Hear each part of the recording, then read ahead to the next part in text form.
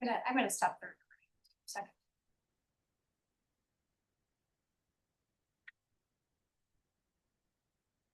Are you here for a particular agenda item? Well, I'm not sure. I'm following up.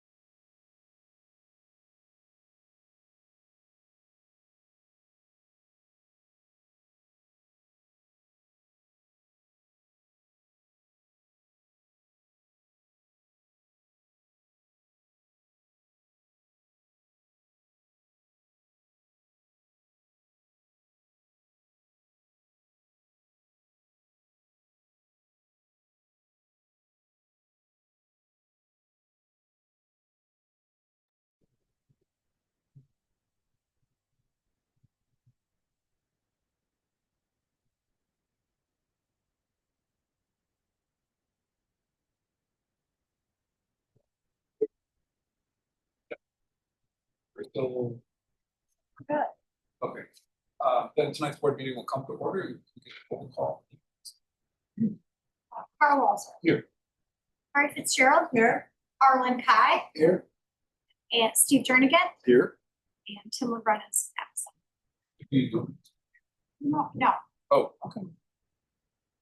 This late. He will not be coming. I didn't. We don't know. So oops.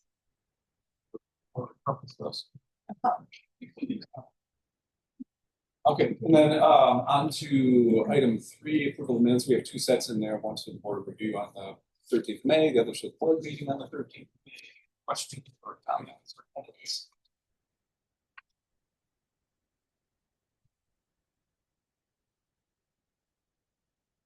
Okay. No. Okay, and hearing none, without objection, the May 13th Board of Review minutes and the May 13th Board Town Board meeting minutes are approved. And tour, financial reports, loan update and payment vouchers. Any questions about those?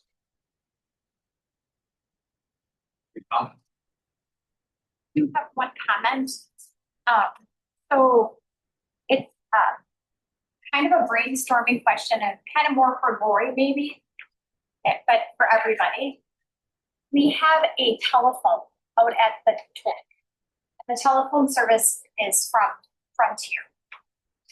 So here we do Charter Spectrum, and it's built into the internet.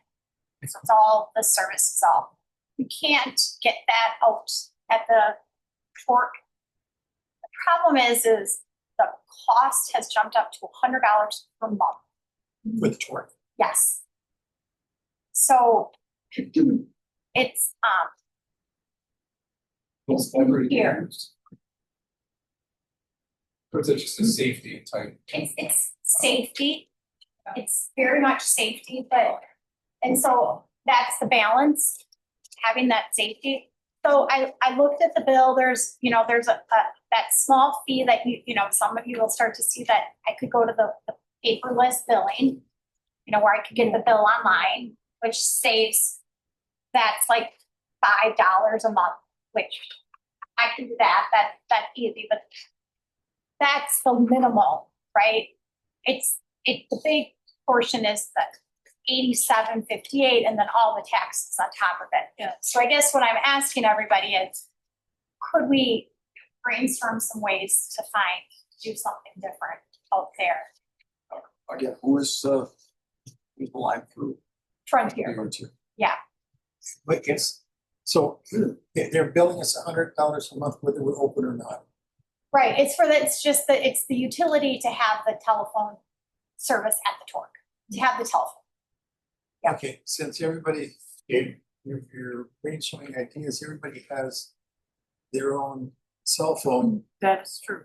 we're assuming. Is there, do we have anything from are they getting calls? They get very few calls. That people do call. And that I can ask them, but it was very seldom that we would get anything.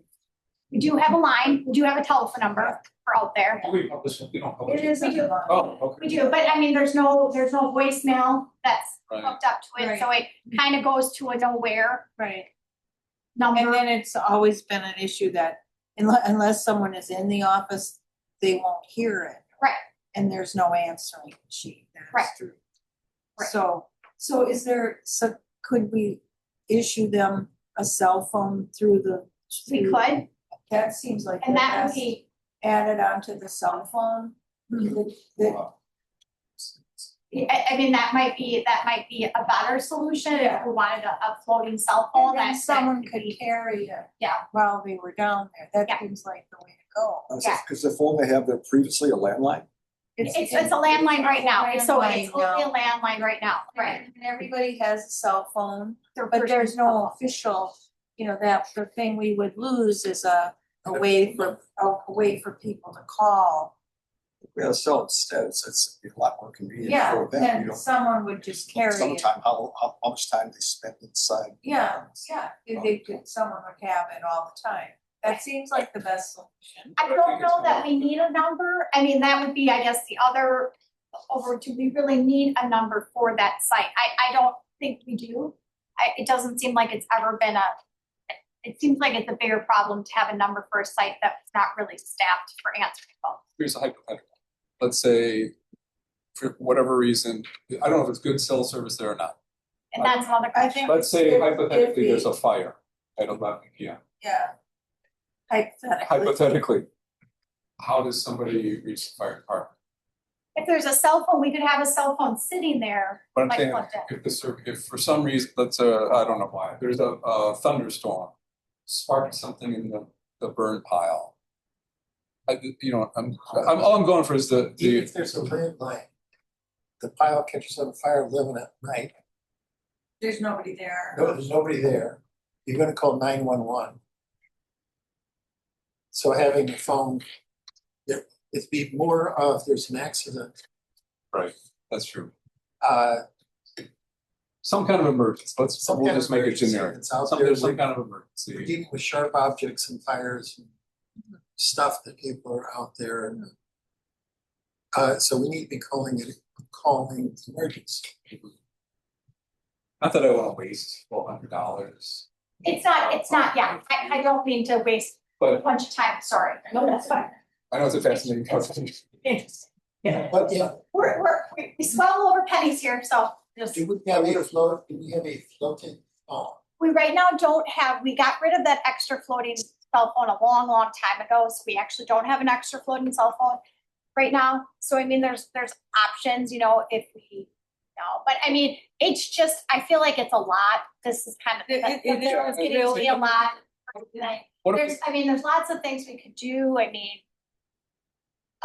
what if- I feel like we could think of brainstorming some ideas. what if we said, okay, we're gonna, and this is dumb, I know it's just pushing it down the road, but what if we said, okay, we're gonna evaluate over the summer, 3 months, let's just say 3 months. Doesn't have to be a year, doesn't have to be 6 months. 3 months, busiest time of the year. Does the phone ever ring? Do we ever use the phone? If we get to the Yeah. end of summer and the number is 0 or lower than 10, whatever, it's gonna be a low number, but then we can say, okay, is there?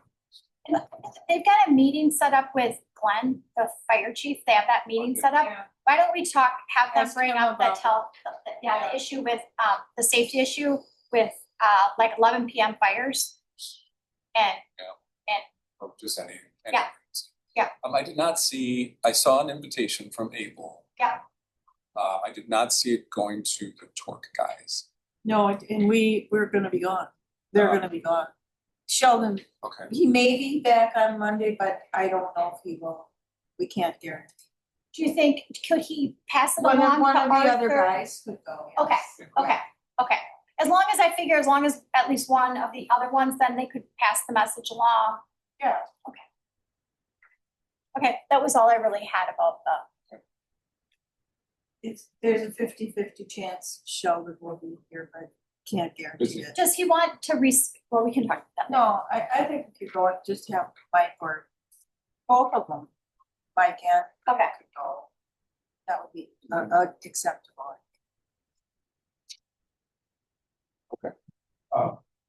Okay, so no other comments or edits or anything? Questions? So without objection, then the financial report update and payment vouchers are approved.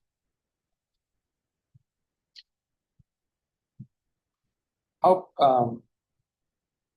Arlen, okay if we push public comments up one in front of the planning commission? So, no problem.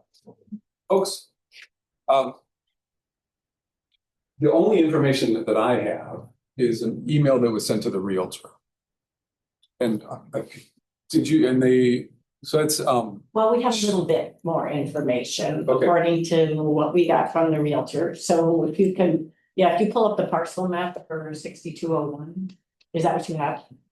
is that this one right here? No, yeah, it's, 62 yeah. Oh, 6201? Well, it's right here. Yeah, 6201 is here.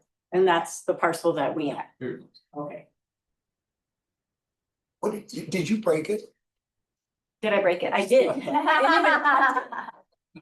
Just your word. Yeah.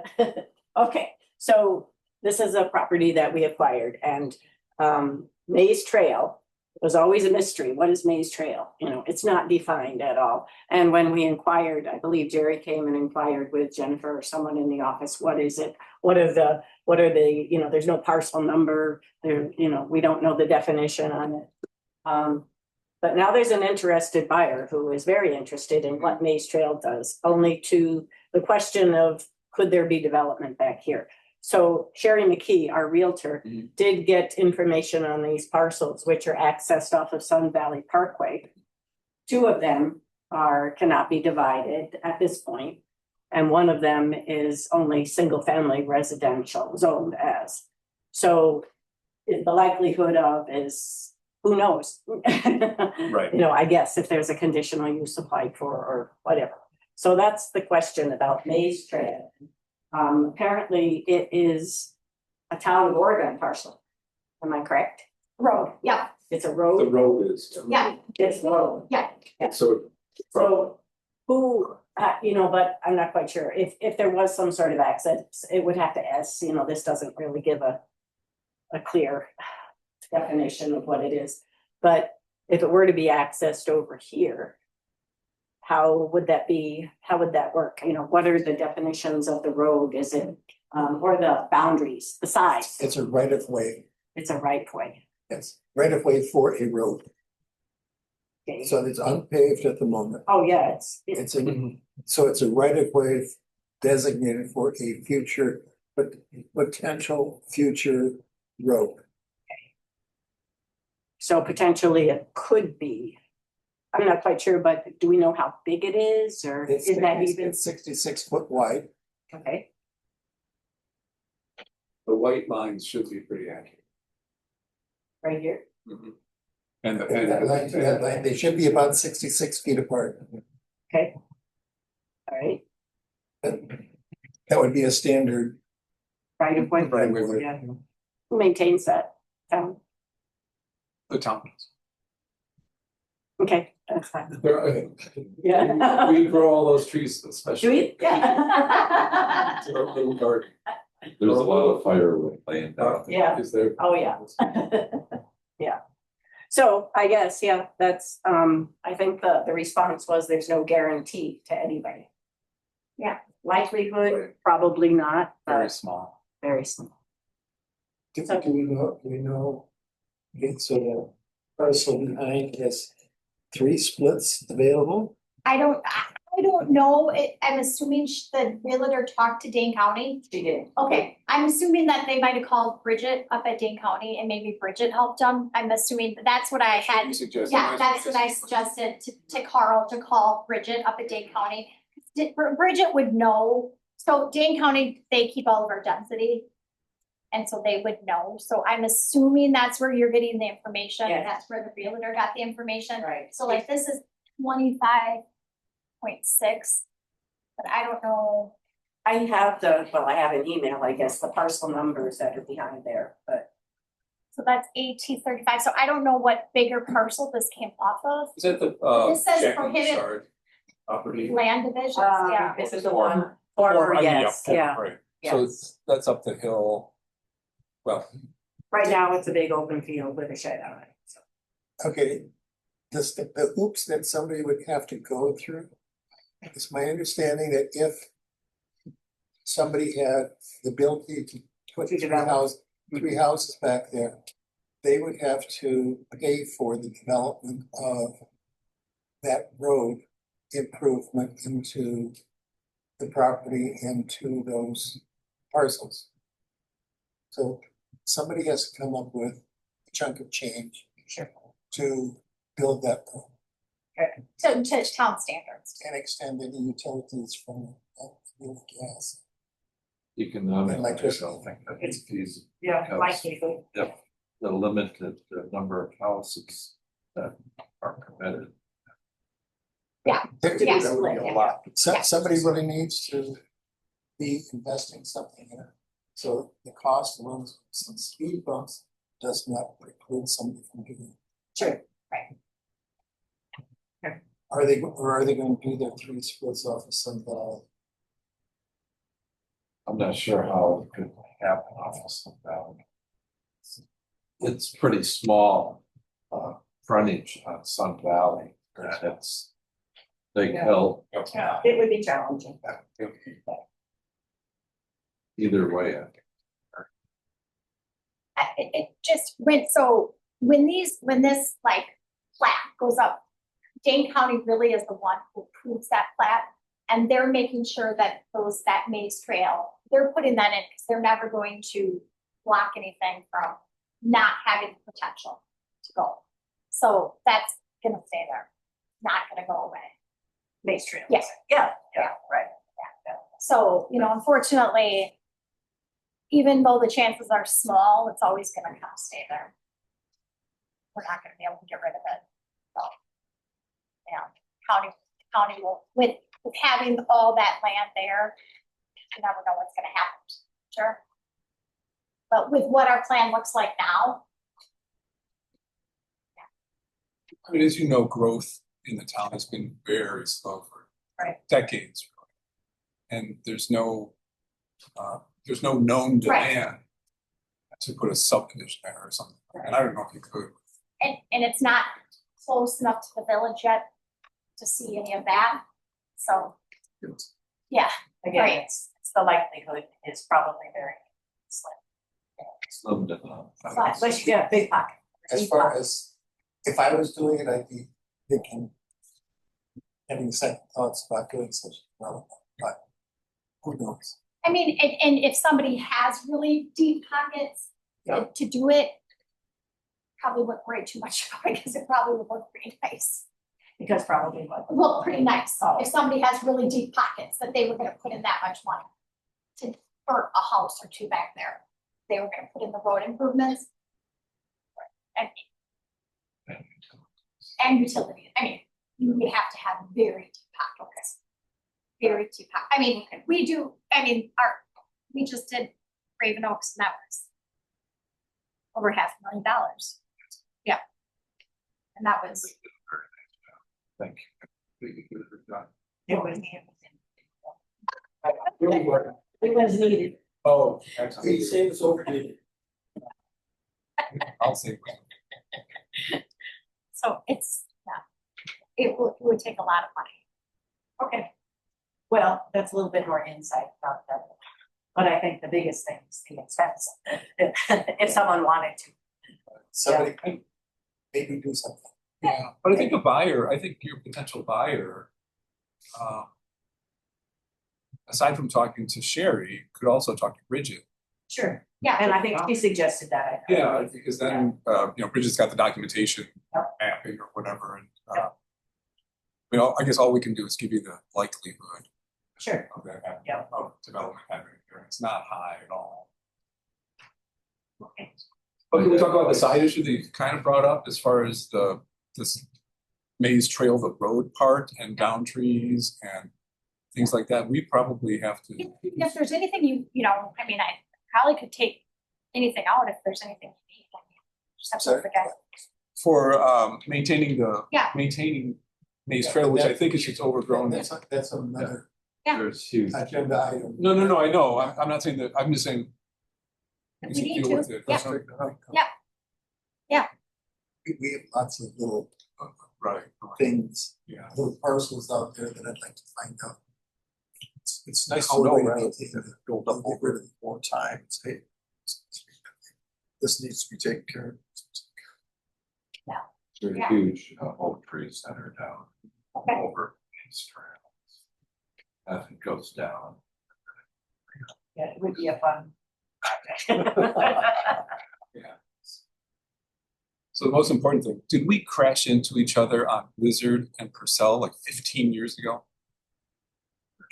Did you have a, no, literally like a mini collision? Did you pick up with a plow? Or no? Answer 10%. I don't think so. Nope. Okay. I met someone that way. I thought you were Very good. No, I'm sorry. Are you confessing? No, I think I I know. was, I think I was. You want our attorney stuff? I know. He's like, No, it was winter and icy and horrible and we just, I don't whatever remember. that was. No, I don't think it was us. Okay, you're off the hook. All right. Well, thank you for what you Yeah, guys do. thanks. Yeah, Yeah. And they want to call or whatever. all right. Well, Okay, thank good you. night. Can I add an FYI before we go on? As far as Tim, unless they cancel it, Tim is probably at a Wendell meeting at Ophid at 5:00. Oh, okay. Oh, And then they had a board meeting following that, so my guess is if that's what he's running doing, late. Okay. I had scratched off, I had very, very thankfully scratched off the calendar, but Oh. See? Rather be here. I'd rather be here. yes, I would definitely. All right, let's flip back to item 5, and it's just an update on the amendments and TBR application. In progress. Hope Okay. to, would like to see if we can get that done.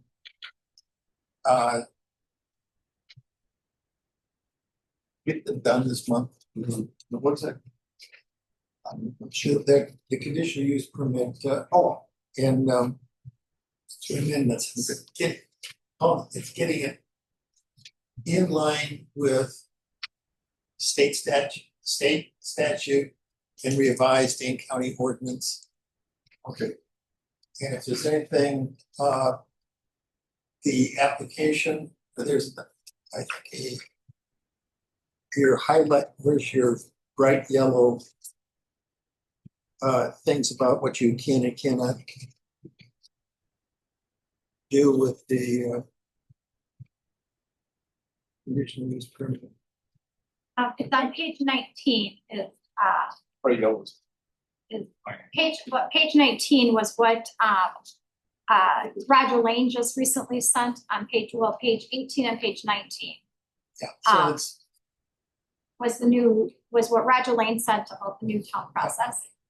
so it's things, I think it's pretty straightforward. I mean, it's outlined here. Yep. Just take this to, I think this clarifies some things that what we're going to be doing. And we just, I think we're going to be accepting it. We will see what the discussion is at the plan commission. But I think this adds some structure as to what we're going to be doing. And has Roger's memo already been provided? Has Roger's memo already been provided to the planning No, commission? Or is it being- this is As of June 4th. Okay, but it'll be It's new on and the next agenda. it's new and better information and clearer information.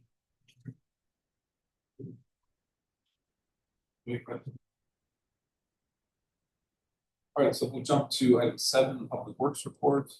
There is, there are two notes from 819, starting page 21. So this falls under, I believe that they already purchased this. Yep, purchased and something to sell. So it looks like on page 21, this is they're notifying the board that this has been purchased. And I assume because they're doing this, that it was verified that budget money Yep. is available. So this is gonna come from park funds. This is gonna come from, the park Mhm. savings account, because this is for park use. Mhm. So this is, yes, letting them know that they're gonna have this grapple Mhm. attachment. So that's that, yeah. Okay, and because there's no approval needed for this again, it's already part of the budget and it's already itemized. Then 22.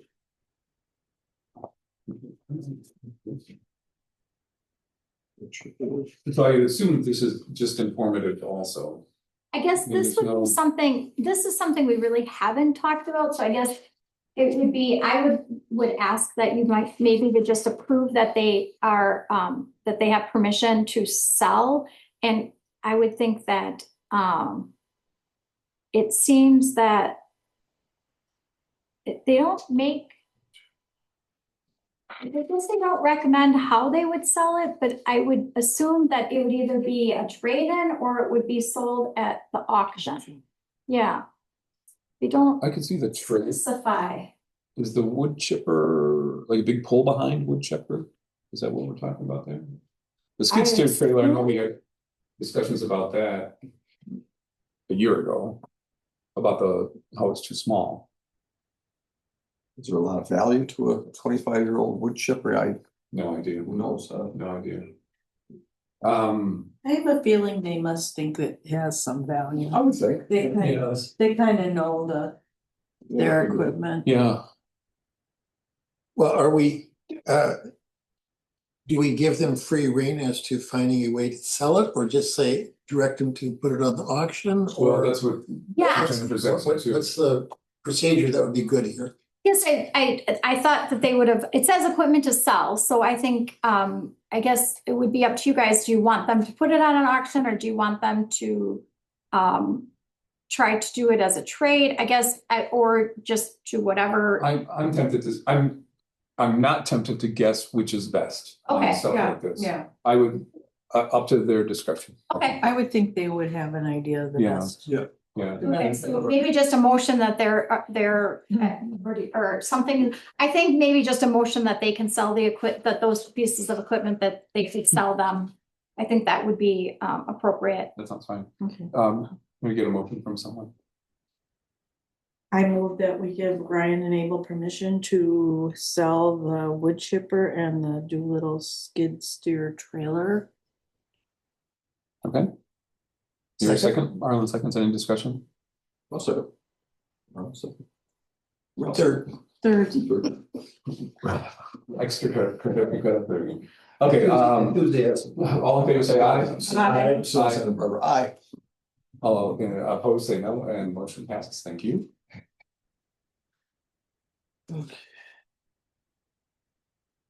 Can I, just as a note, sort of, as a question. Is for, back on page 21, this falls under the procedure that we had in place for a year and a half, something like that. In these types of notifications that something has been purchased, do you want any more information? When it comes back to the board, it's just informative. Do you want any more information about Did they look at other sellers, other options to buy other equipment? You want, how much detail would you prefer? Is this okay? I think this is okay, this is deemed surplus equipment. I'm back on, are you on, which one are you on? 21 or 22. 21, where it's, where they purchase something, not where they're selling something?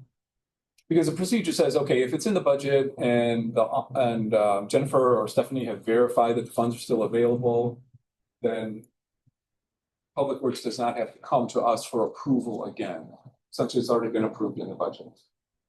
There are some provisions about do a write-up like this, explain how you decided on this particular, not the product itself, but how you decided to purchase it from this company, or how you decided to purchase it.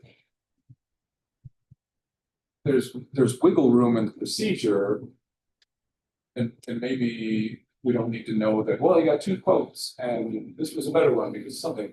I think when it comes to us, it's this level of detail, okay. If there's, whatever ceiling we have, that they have, that something under $5,000 is something they know they need, I would hopefully give them free rein to do the right thing. Okay. I mean, it's if we have a set a dollar amount, an arbitrary number of 10,000. Yeah. And saying we want to scrutinize everything over 10. Okay, just wanted to, what I'm trying to decide is whether the procedure document needs to be edited a little bit to clarify something like, Okay. Get us a lot of documentation for a $20,000 whatever, or just give us a write-up for under this amount, but I think it's probably written okay the way it is. Jennifer, I'm assuming that if they sell this, they're handing the check to you.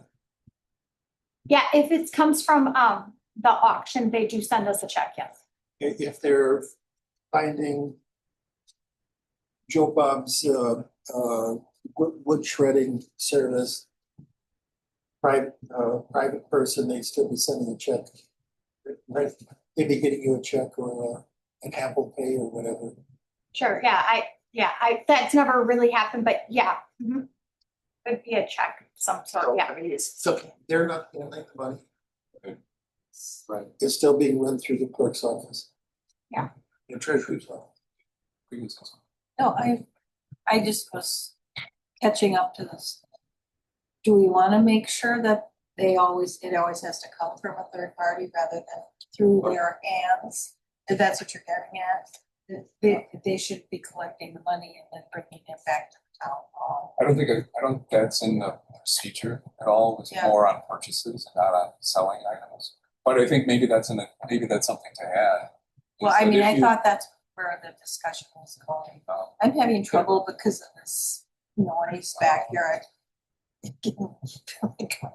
Inside a vacuum cleaner or something.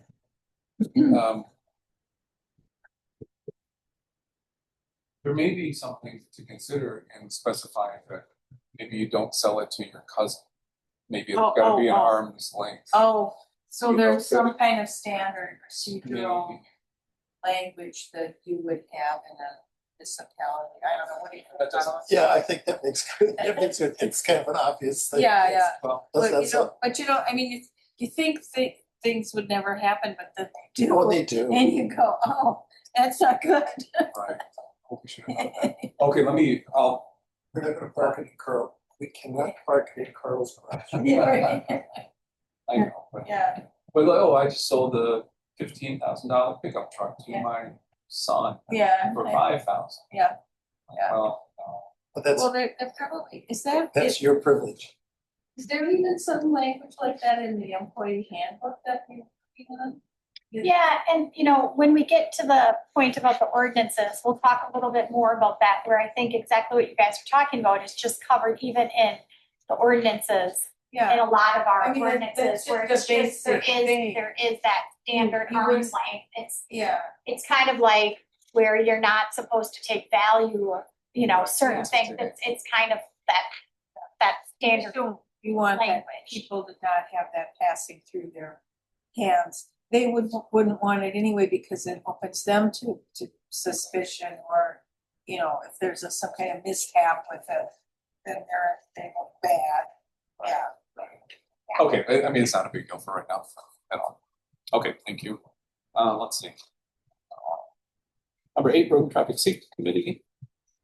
A, B, C, D.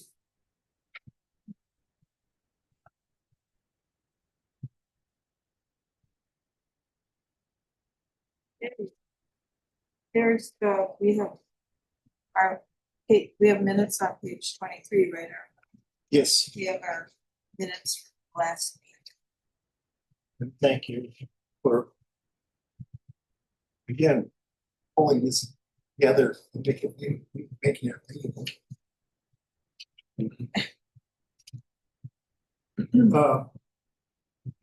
I got the minutes there, they're rather straightforward.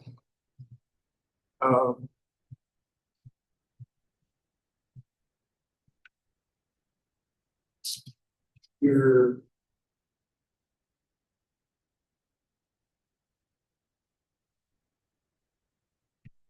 That's it.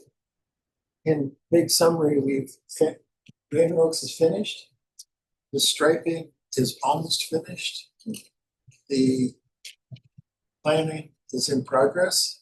We should, by the end of summer, we should have a 5-year plan pretty well blocked out. We have It's on the next agenda for July 10th, I guess. yes, We're gonna start. We already started drafting. Already got a draft. we've already got a draft. Yeah. But It was 2030. organized. 2030 is a little bit of a blank slate. Yeah, 2030. So there's our 5-year, we will see where the priorities are. There are some things that we're looking at, but in the agenda or priorities would be including, we're looking at having safety be a big item, having vision right of way. Sue LeBrun brought up drainage. We're going to be looking into what drainage issues we have. Runoff and drainage. Runoff and drainage, but also some relationship of paved surface to having steep ditches too close to the paved surface. Raven Oaks has. There's a really bad one. Pardon? You know, that one in Raven Oaks. Yes. Where you just could imagine a snowplow going right down it. I can imagine. Yeah. Little kids on bikes. Yeah. That's what I want. I mean. And we it'd be talked better about stuff. guardrails, even need for Curb and gutter. curb and gutter. Yeah, So there's a number of things. Yeah. We'll see if our engineers have bright ideas. yeah, they used to. So we have safety issues there. You might have a test case right next, you might have a test case for runoff right next to you. Steve's problem. Are you whining again? Always. No, but that's the kind of thing. Let's find these drainage problems and deal with it. And Sue looked at, I sat down for an hour and a half with Sue one day and discussed the problem that was created in addition of Darby and Cycle. Us getting all the water that's supposed to be going to what's that leak on the other side of the north side. Yeah, side. It's not getting there for a number of reasons. One of them probably partially created by the town years ago that was probably no information on it. Another one, Or whatever it is. Let's find the problems where they are. Don't care who caused it all. But let's see what we can. We just want to inventory it. Yeah. Really for starters, so. And that's in our safety as well. And what we're going to do about it. Yeah. So you'll be getting a full report after the July meeting on a number of these issues. which is July 10th. So our board meeting is The 2 days prior. In July. Yeah, July, I think it's a couple two days before, Right. yeah. That's So Thursday. we'll be in that in August.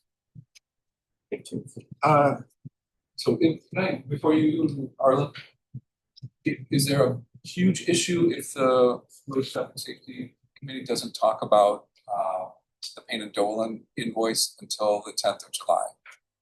No. It'll be okay. Because Sue was doing some checking with Payne and Dolan as far as the tickets. Yeah. So I'll be waiting for her information. If she has some insight as to what's acceptable, or if you have thoughts on how to approach this $50,000 gap between what we thought we were going to be spending and what they are billing us. But we're not understanding what caused this overreach at this point. It's got to be estimate versus action. I'm sorry. It's got to be estimated cost versus actual cost. Correct. Right. But That's still. But that's a No. Oh, absolutely. Yeah, And the only in the addendum in the packet that I think is on 39, there's section C, no, that's a lot. Section E, payment. And tell me if this sentence is the key sentence or not. It says the town will pay for measured quantities of HMA pavement type 4LT 58-28S placement at the contract unit price.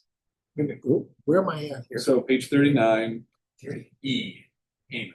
okay. Is that Okay. is that their Is that where clause that that- gives them the ability to go to actual Yes. and above and beyond the bid? Right. But we did.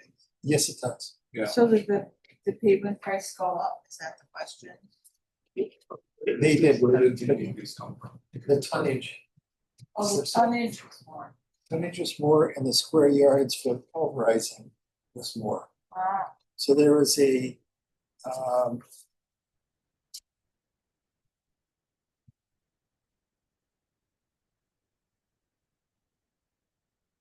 the square yards was up maybe 10%. And the tonnage was up about 10%. So it makes me think that we should budget on big road projects, maybe any road project, 10% higher to account for this type of program. A contingency. Yeah. We do that, We Jennifer, we do that Yeah. with some projects, we right? have done that. Yeah, you guys have talked about it. I guess we didn't. That wasn't in the tax bid that we accepted, we didn't have it. And We didn't over- have it after the bid. Oh, We did it in some of the budgeting, but not after the bid. Yeah. So something for future projects. That's right. I'm very curious to talk to our engineers that have experience with roads. And traffic, road and safety, and see what are their options, what they've done in this case. This is a little bit of a tangent, but it makes me think when we're budgeting for a big project, a big project that would require communication to residents, multiple pieces or whatever we do, sort of like Raven Oaks, we did a few, or I don't know how many, but we should budget those communication costs into the project. oh, Communication costs? Yeah, like mailing costs or yeah, it's not a bad idea. because it's not cheap. No, I mean, we spent a lot on postage. Yeah. I mean, It's a couple thousand. Yeah. It's about 1,000 a mailing, I think, between if we did postcards or it's about that. I mean, just as a rough number. You didn't give us just for give us to the subdivision or? yeah, was you'd this- be If you surprised. mail it, Yeah, how much it costs to Yeah. put the stamp on an envelope. Okay. and you do. There is a well, yeah. So yeah, anyway, there is a cost to it, and that was not built into any kind of No. communication, general communication. That's true. cost. That's true. Okay. Are there anything on like purchasing a movable message board or Marvin Lane or crack filling? Well, let's start with A. Okay, The movable signboard, it was discussed in saying that the current. It starts with the current sign thing. Abel gets his felt tip marker and marks up a sheet, puts it on a sign. It says loose gravel. Hmm. And feels that it's not being paid attention to, and it is a handmade sign. Mhm. And the question came up as, would there be value to the town for having a message board? And the message board of Mhm. road work, loose gravel, whatever that immediate safety message would be. But it could also be, absentee ballots available now. Mhm. So there's a whole election thing that could be notified, be out here. Mhm. I don't know if we want to get into the Boy Scouts salmon breakfast or the salmon dinner. I know, Pardon? I know, Anything could be. But we could We be could. doing right, any kind of community service or be paid to do community service or just do it. And the price was about 16,000. Oh, you know what? I have it in my notes somewhere, but yeah, 15,000, something like that. Something like that. So it With a 5-year guarantee, I guess. yeah. I'm just, Yeah, and it came up because this is how the idea came up, and Sue came up with the idea because remember we had those people in Echo Valley who were upset about speeding on their road. Mhm. And if we had this sign and we just put it up for a week and reminded people to slow down, that would be as effective. I mean, since postage costs so much anyway, you'd put that sign up for a couple of weeks and then move it somewhere else. Or, if there's something gonna be torn up for a week or so, remind drivers that road work is gonna start here, blah, blah, blah. And we started thinking that there were endless situations where you could move that thing around and you get a lot for that $15,000. Because people, and it all sort of winds back to the fact that it's so hard to communicate with people these days. Like you used to be able to put something in the Oregon Observer and everybody would see it, but those days are so long gone. I really agree with that. So just talking about $1,000 for postages for Ravens Oaks. Yeah.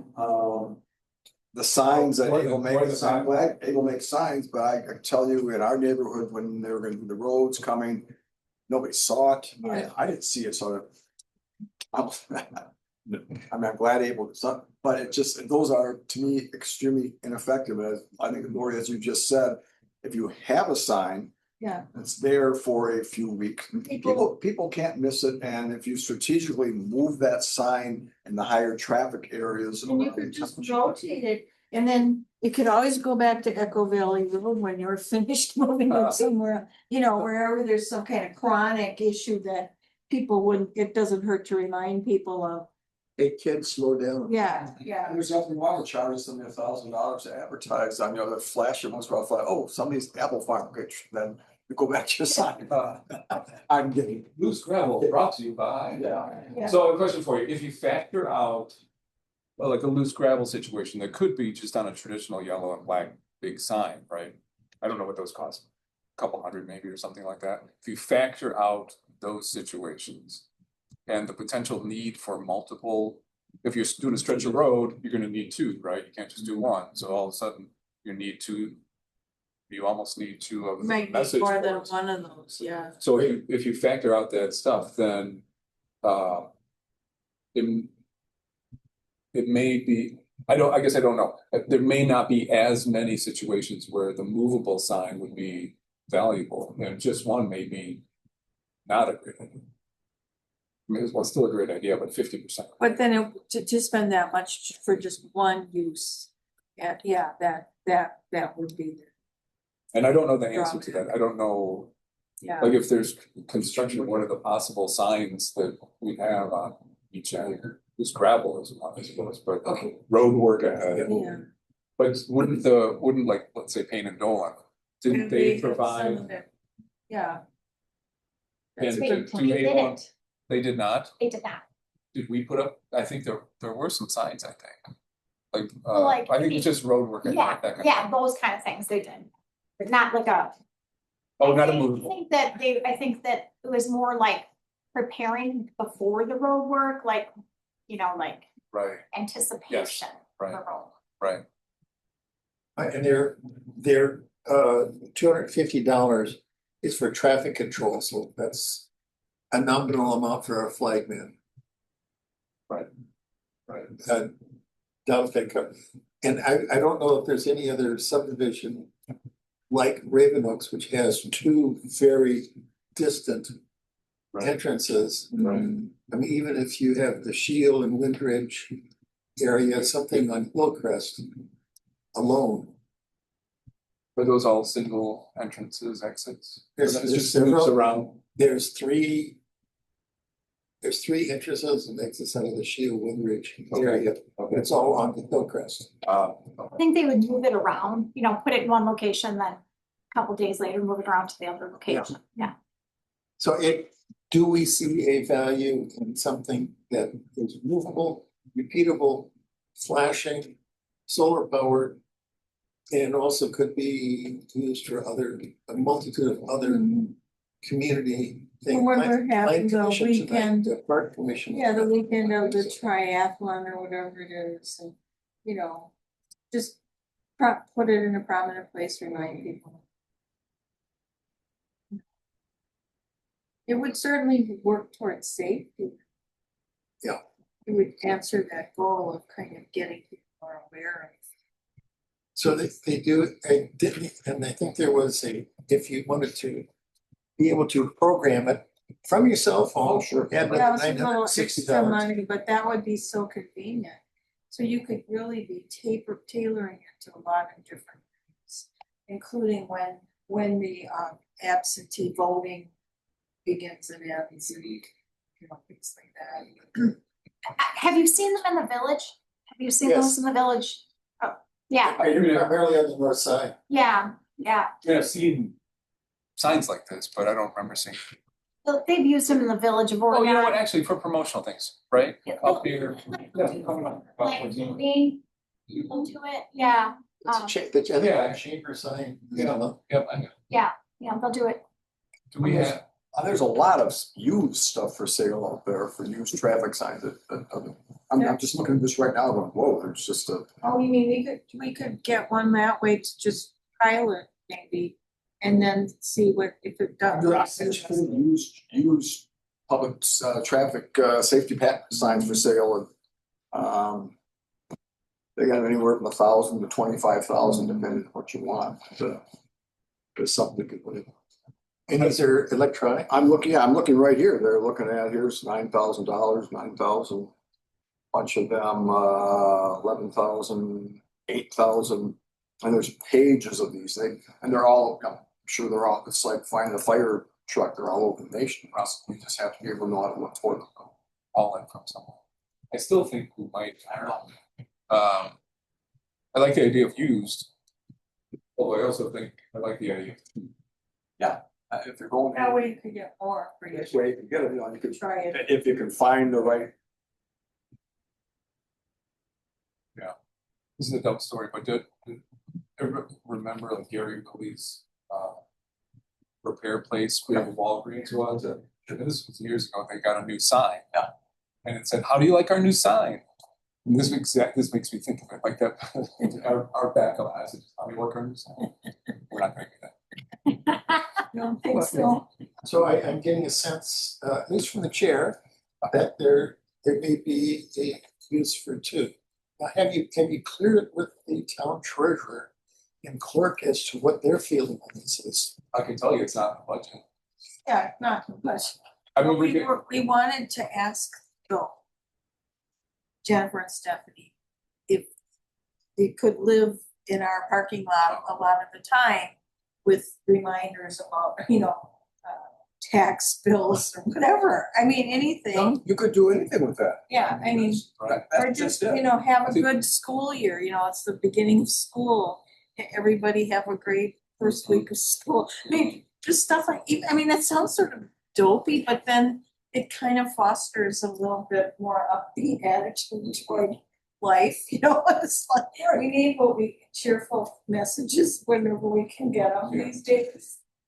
Seriously, for budgeting for the, you know, for budgeting for the future on this, I'm looking, I would guess you can go in there and probably get two very nice ones for under $20,000 if you're looking at that. Yeah.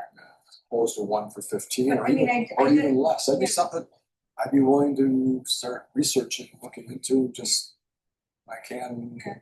Or, and you, couldn't you use it too to just remind, like when we had Glenway, I don't know, when we were trying to get people to slow down, Yeah, or, right. you know, just be reminding people of these bad patches.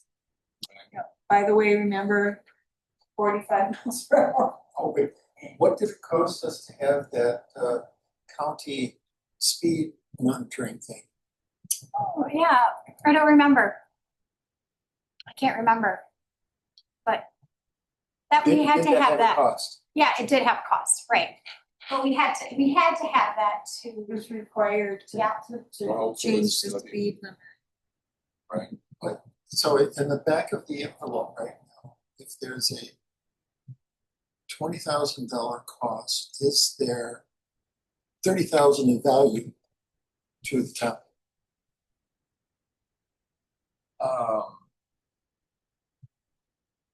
I think we're kind of rotating. maybe we should wait and see what the survey results say. But, Yeah. The survey results. I mean, it Yes. could be something we look I at. think we make a decision tonight. No, it's not. But- It's great. I mean, it's great. Actually, we could. I would think we could make a decision, but I'm not sure that we're at a point. Well, yeah, but I can see your point, Arlen, if, depending on what people say about better communication, that then we could Right. fit it into that Right. whole This is- project. yes.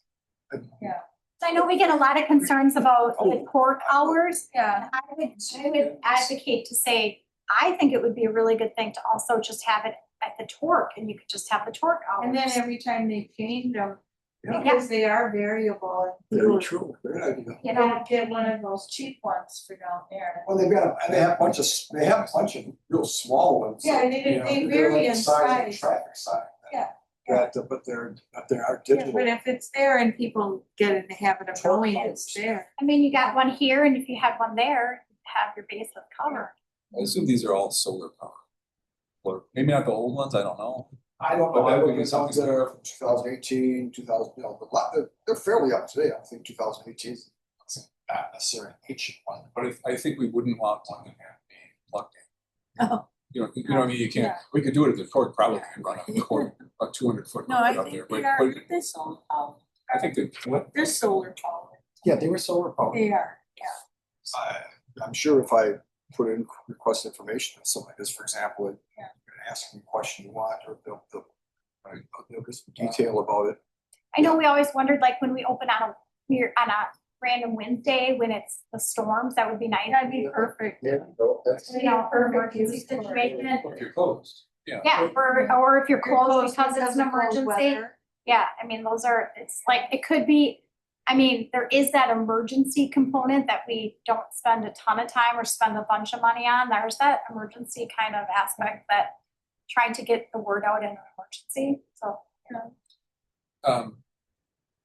Should we take Steve up on research on? I will be more than happy to start researching. Appreciate that. I'll just come back with 5 minutes, maybe whatever, next, every month or something, say, I found this, I thought, here's what we have on here. Right. I can request information from these places, please give us information about this. Yeah. What would be the next, aside from sort of the one-off positioning, you know, wherever, what's the next big road project where we want to have something like this? Is it- The next small road project is going to be a bunch of seal coating and I don't That's okay. I don't have it here right. Let me put it this way, seal coating, Yeah. crack filling, Perfect for that. Crack filling. With that, You just know, okay, you're gonna be seal coating your road next week, that'd be great. yeah, anything like that, I think is good. 2026 will have at least 3 elections in the gubernatorial, so there's gonna be governor elections next year. Okay. So, So having some voting announcements is not a bad idea. Okay, so here's another question, because we're probably gonna have to do a second round of financing. Yeah. Because we didn't include everything. Could we also incorporate this in Yeah. that second round? So we could still do it this year. So. I think so. I think in general, it's a great idea. So I will get on right away. Would Public Works then be the haulers? Yeah. And you or Stephanie would be the, here's. that I don't know, yeah, that, Programmers. yeah, that's where, Given over. This may not be possible, Oh, that's true. Well, that's true. or what, That's we, true. yeah, we find, be finding out how. let's do the easiest possible programming. Yes. That's. And make that a requirement. That'll make it more, Yeah. we'll use it for. Yeah. That was a simple thing for someone to do. Any ideas you want to send me, Yeah, please do. Start with some programming. And just, I guess, And confirm. big enough. And then they come in different sizes, that's, the cost is tied to that. So it'd be like, what would be the smallest size that would be useful and, go from And then I think you might have to check in, with April or Ryan, Yes. how it's transferable. That's why I just have, We have I have big 4 enough buildings trailer. right here, so I wouldn't get my mind up. Yeah. you can Yeah. share. You there. don't We have are getting a bigger. I mean, it should be something, when you see these things being dragged around, Right. counting, they're in the back of pickup trucks. I think- You know, Yeah, I think it's a little 4-ton truck to pull it. Yeah. No, right. No. I guess it'd be making sure somebody doesn't run off with it.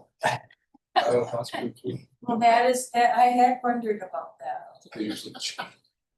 Could chain it down or, Yeah, there's a, yeah, I'll find.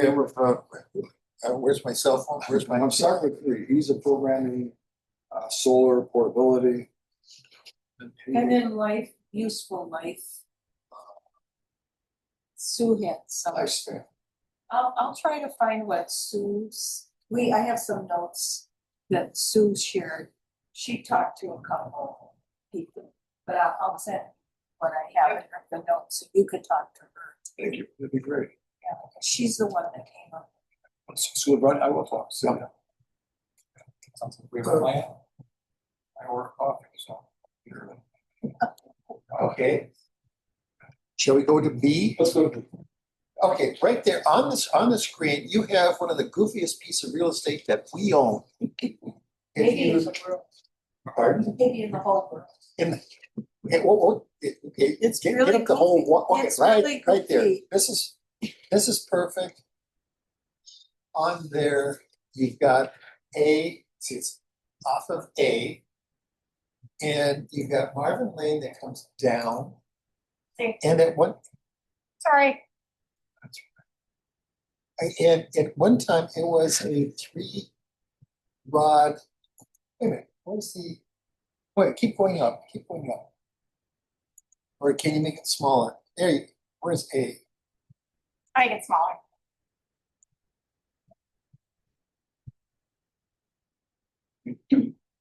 Well, if you imagine that. Why don't you look at your page on your packet.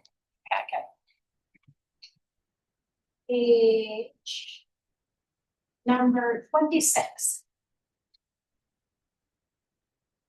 If you have Probably should just. 26, Then I'm if you good. count where the black line is on the top of page 26, count that that's sort of where Highway A is. Okay.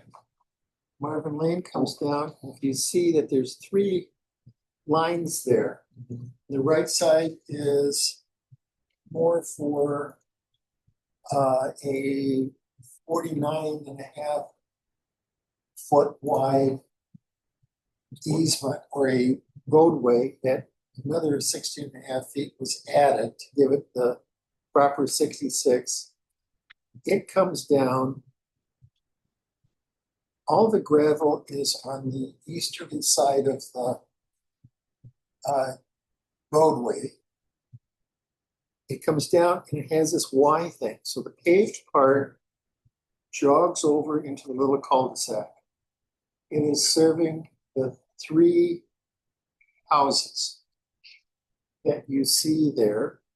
Plus, there's 2 lots that have access to it from the west. This is an undersized road. I don't know how it was accepted, but there's some surveys that are accepting it in 96 that you provided in here. Thank you. And we've got a goofy bit of things here. Now, if one of these other people start tapping into it, when do we have to start having this paved? I mean, options are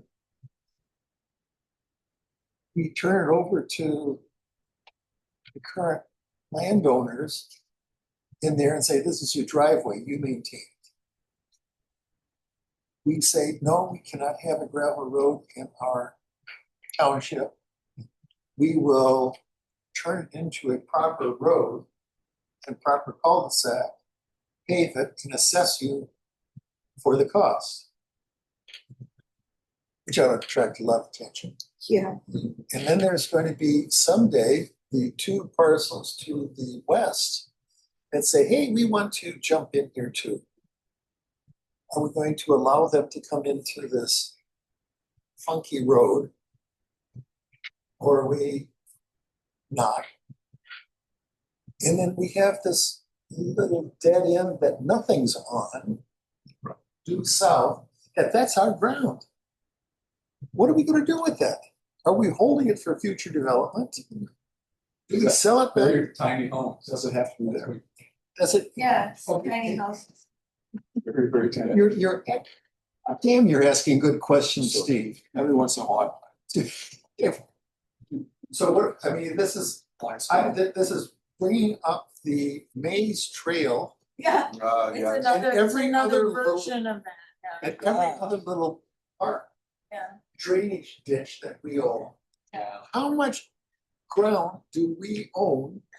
That we might at some point want to sell or. Or get disposed of or use? So the weird thing is that I actually had somebody call and ask about building a house off of Marvin Lane. Oh, no. Off of It's come Marvin? through. Yes, yes, and I don't know where on Marvin, Yeah. but because technically this is our road and this is our road, So you know, we would know- be required to maintain. Right. So when I went to that training up at Dane County, I didn't include in the packet. It would probably seemingly behoove the town, and we could work with Dan for up at Dane County. It would seem from what Abel said, they utilize this portion to dump the snow in this cul-de-sac area. But could we could get rid of this. There's like a process of that you could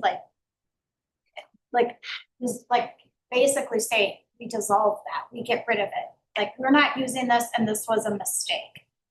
And that the town would keep this portion. Except the property owner, I own the property to the east, and doggone it, you're gonna cut off my development rights. Yeah. Well, I mean, but that's how it says in the CSM, so I mean, too bad, so sad. You signed off on the CSM, it's on here. CSM, it's this one right here. Oh, sorry, that's not in the packet anymore. I mean, it's clearly stated in the CSM that we own it. It's Yes, right it here. does. So it's right here. So they can't really say anything about it because it literally says that it's our road. So Yeah, that part says our road, the part to the south is a little bit funky, it's. then the other one, that other one, we'd get rid of it. The other part, I think that's the part that Abel says they don't use. But this is, I think, a big picture item for us to, how are we going to deal with some of our surplus properties? Because you're Well- saying there are many of these that There's a, we don't even have an inventory of. no, we do not. Another project. Another project. All of the weird, I know, I gotta stop bringing them up. but no, you're right, they're gonna come to kick us at some Okay. point. But it's also. Probably knows this too, Yeah. like, I mean, they're just like, yeah. And we have all, like I say, we have all those properties to the east. Right there, that whole big field. Mhm. And then the two lots to the west that are already snaking their way in here. Mhm. So somebody's already planning to have their, Actually, no, what? never mind. No? Yeah. Yes, no. I'm just kind of. But all those property to the right of the map, or right of Marvin Lane, are also Yeah. potential to tap in. Yeah. So if we start doing something to dispose of this, and like I say, we can say, Marvin Lane owners, this is your lane. Mhm. You get to maintain it, it's yours. We don't want it. I don't Two, know if you can do that. yeah, okay, two, we say Marvin Lane owners. This is a substandard road. It needs to be brought up to snuff. We or you can bring it up to snuff at your cost. We can assess you for this to make it right. Abel has problems with the cul-de-sac down there. Yeah. He said that is such a remote, single-use property at the bottom of At the edge of that. Of Marvin. right there. Yeah, it's in the middle of the property. And being in the middle of the property, it becomes sort of everybody's junkyard and driveway. Yes. It's a rental unit, and so it's the maintenance of it by the property owner is very low. Although Abel is diplomatic and has gotten them to push stuff out of the way. Yeah. He's got a bigger truck, so he can push stuff in there. He's got a bigger truck than they do. That truck's bigger. So what are we going to, I'm not putting that we must do this now, but I think it'd be nice if we kind of knew how all of our little drainage ditches are. Yeah. Our extensions. Yeah, I think an inventory is the next step. It has to be the next step. Are we going to do something about it, or we just ignore it?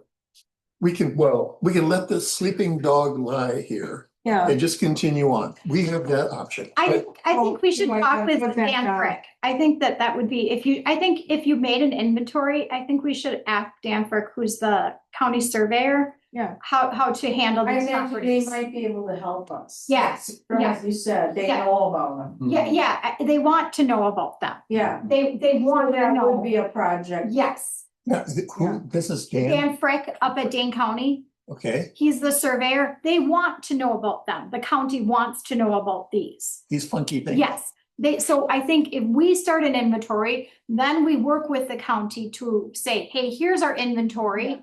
And we start to work with them and they give us advice on like, what do we do? How do we handle it? What are our best? Okay, they may have an inventory of already. And they can help us and we can, they can maybe prioritize where do we need to work with and how do we need to work with these? So we have Dan Frick. Yeah.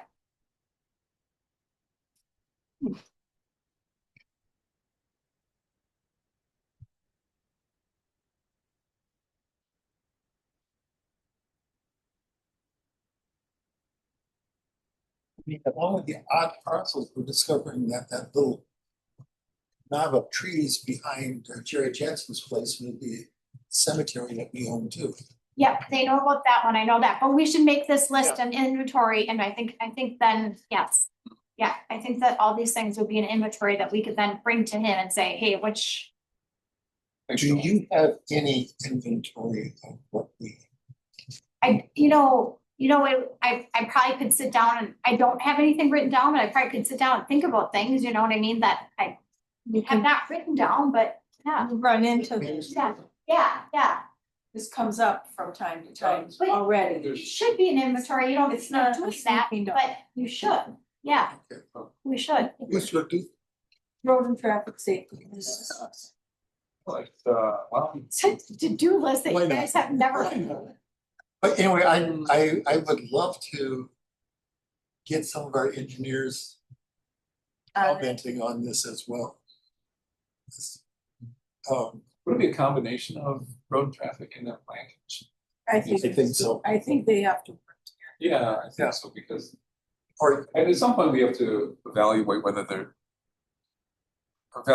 there's any value to any of these little chunks. remember, the Parks Commission owns a bunch of little telltale Right. parcels. all over There's the a one place. north of Panther Road, right? Right. Something, little, like something between Like, houses. in Trustler Circle area. There's, There are we found a drainage ditch through there, where the trees were falling into the neighbors and, suddenly we're, yes. and then right here, we get the questions of, well, who's maintaining Well, then, you know, Maze Trail? they do become a liability. Correct. Well, that could be part of the inventory then too, you know, pluses and minuses for these properties, not just a list of the properties. You know, as long as we're out there probably looking at them, Maintain. let's decide or at least propose what's either good or bad about it. So we, So I think inventory is the next step. okay, is this a, great job for parks? Well, they're I don't think it is. they're so efficient.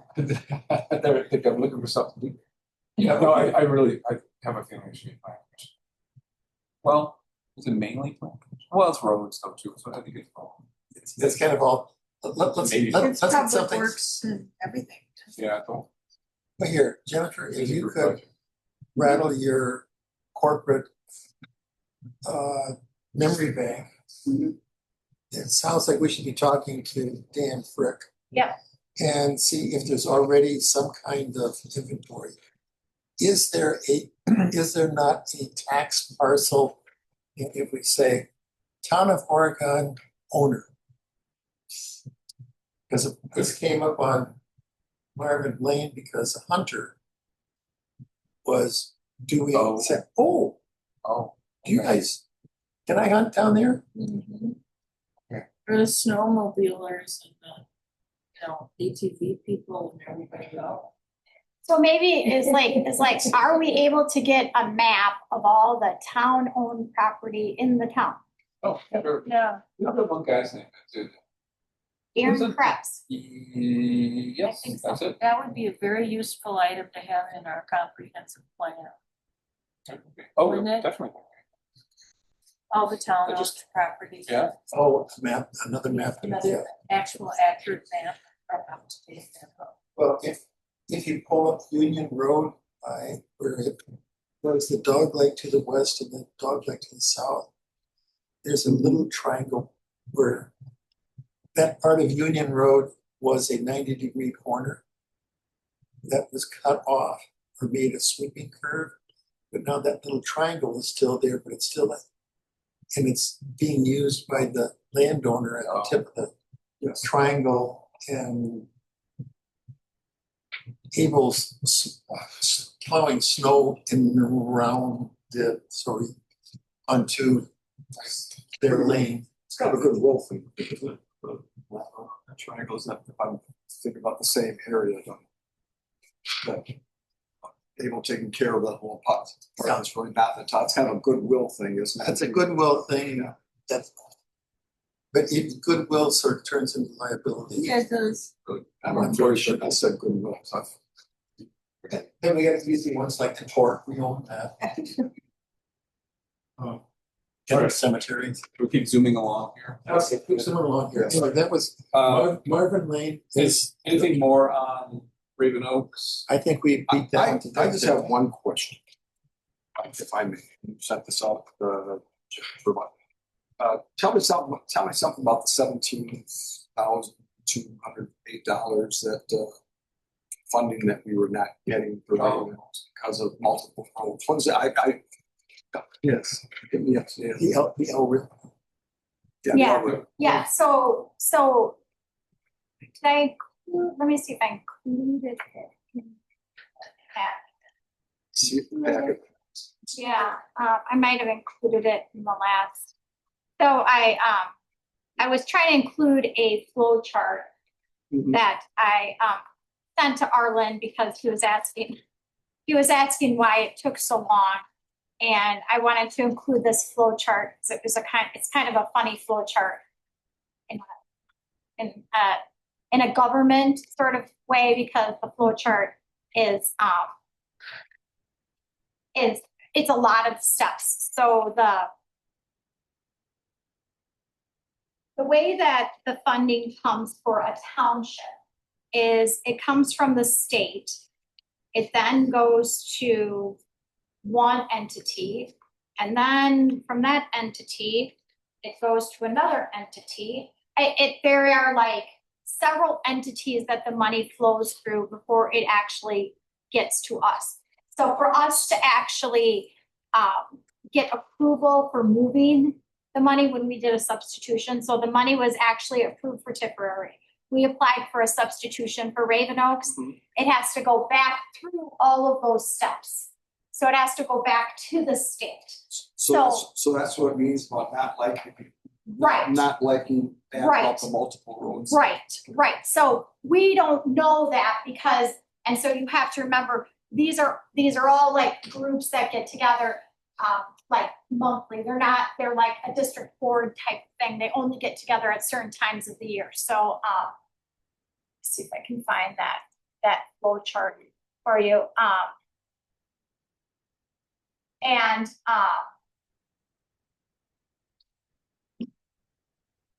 So when I talked to Jeremy and I said, well, the project's already done, he's like, you're not going to get it anymore because the project's already done. And I was like, okay.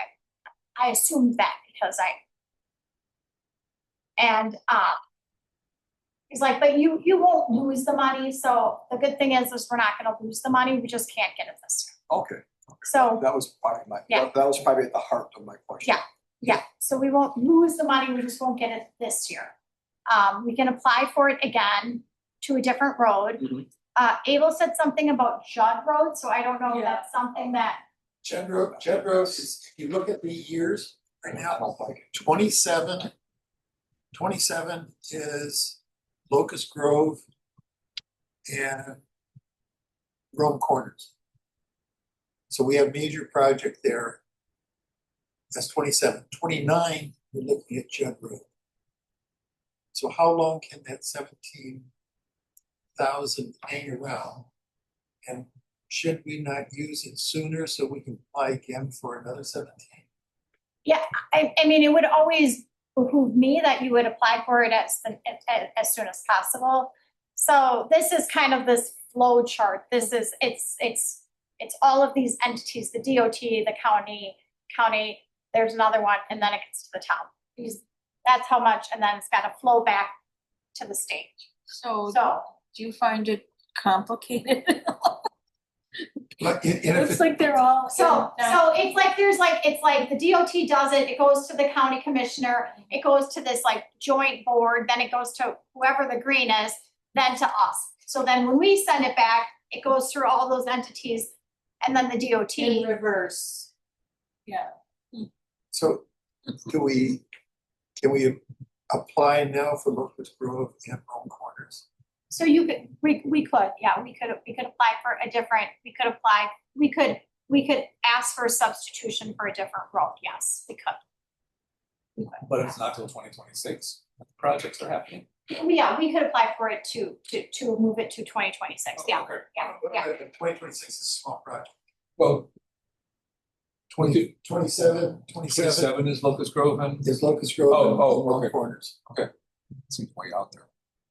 I think what we would do next time is I'll just work with Sue again, and we just look at it and we talk to Jeremy and just make sure we have all our ducks in a row. I think this time we were just under the gun to get it in. So. I think we just went from doing one road to doing multiple roads, and then they were just sort of like, and the county helps us but then they don't know what it looks like once it gets to the state, so they try to help us, but then I think next time, let's try to stick to one road. One road for one road. The application. So we'll switch to one road, yeah. So when we bid it, like if we're gonna do Locust Grove and what's the other one? Road corners. Yeah, we probably let's just switch it to like, so if we bid it, we'll like probably bid Locust Grove and Rome Corner separate and maybe just apply for one of those two roads when we do it. That makes sense. Okay, but let's go back to the existing 17,000. Yeah. Can we still apply for that now without really? And we could put a substitution in for Locust Grove or for Rome Corners. Yep, we could do that now. I mean, it doesn't expire. It has a sunset date, but I can't remember what. Okay. It's 2020 something. Okay. Yeah, it's gotta be And here. that's when we're looking at using it. Okay, And Judd's 29. that's a long time out of road. But we still have to coordinate with Montrose. Montrose. Yes. The road will fall apart even more on. Horrible. Amazing, so doing bike. Just don't want Yeah, to go and reinstate Yeah, right, especially when you're going uphill and stuff. Yeah. Okay, anything else on that? But is, What about 8D, Arlen? I'm So a you little know, curious on that. Tell me about that. so I got an email from Abel that he was going to get a quote because he and Sue did a ride along and he was going to add on Laurel Record and Della Road Or what? for more crack filling. So Oh. apparently they must have noticed something, but then I never got anything. So I put it on the agenda after seeing that, thinking, oh, well, we might have to update our quote, but I didn't get any more information. So I would say that's just gonna be on hold until we get any more. Or do we put that to next year? And maybe that's gonna have to be put to next year. He was going to get the email said I will get some more, I'm getting a quote, but I haven't seen anything since then. So maybe you'll know more at your next road and traffic safety meeting. Well, that'd be good, but we have 15,000 Yeah, that we had already assigned. yeah, And that's not the only thing that we've got Right, sort of budgeted. right. So if it's gonna be we're trying to have it every year. Yeah. So what can be done if we're shifting things around to stay within the deadline? Or what's the imperative or what's the emergency? Yeah, I don't know what the urgency is with these two roads. So it's hard to answer. I mean, we always have the ability to change the budget. Yes. I mean, we kind of have to do that along with the next financing package anyway. I know where Law Record is, Della Road, I'm drawing a blank. I'm not sure either. I know it got it. Just. It might be right next to. Della, is that in the Windridge area? Or the Shield development? Oh, the shield there, isn't it? That's. I want off a shield. Yeah, I want to say that park is already there. Yeah, so Yeah. Okay, that may have to be next year. Well, we just don't know the extent of the damage. Okay. More info. Mhm. Okay, done. Let's Liquor license. get to page 30. Nope, that's not right. My number's not right. 41.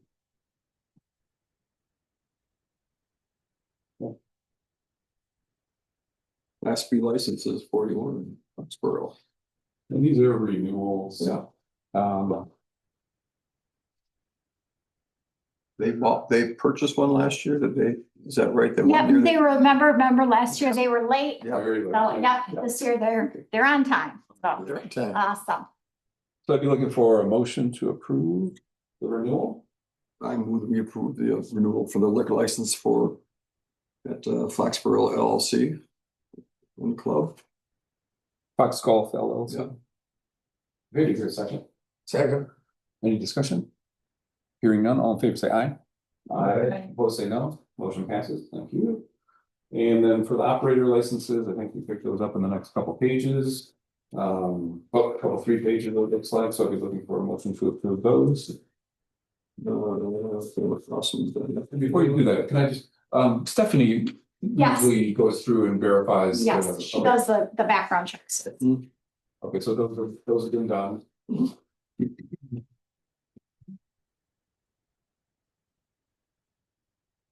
Except we individually. I think No, I think- it's one item, so we can do it all at once. For the 3, is it for the 3 bartenders? Perfect.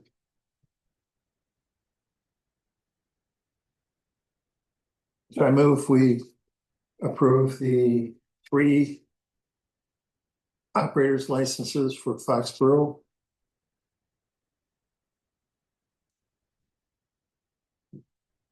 Operators licenses Should we specify the names on that with for, the 3 people? okay, for Malia Moyer, Pamela Clausen, and Parker Wilkin. Looking for a second? I'll second. Any discussion? Okay, all in favor say aye. Aye. Opposed say no. Motion passes. Well, that was 10. Yes. All right, so item 11. This is the financing package. Well, this is the one that had the bright yellow thing, so don't do it this way. Follow the order.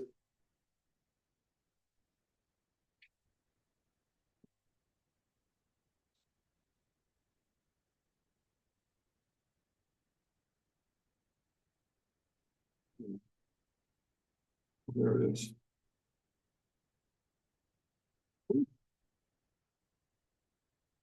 $516,600.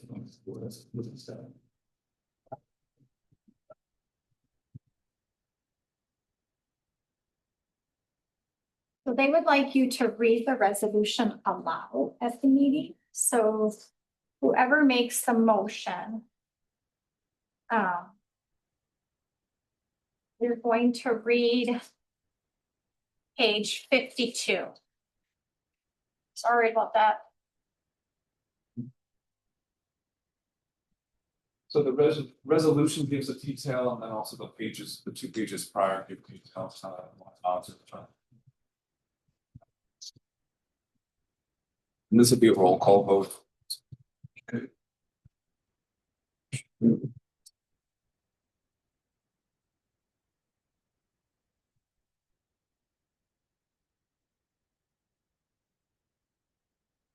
Is it not sufficient to be taking the headline at the top of the page where it describes the amount and the loan number? Do you need more than that? What's that? I'm sorry. At the top of the page, Yep. if the motion is to be going forward, just has the, say, the headline up there that has the resolution number, the amount, and the loan number. Yep, the resolution must be read aloud. The entire page. The entire page. Says your governing board must approve the exact following resolution contained within, let's see, this it's me. Resolution must be read aloud at the meeting or given a resolution number and provided to voting members at the meeting. It is okay to write the resolution on the.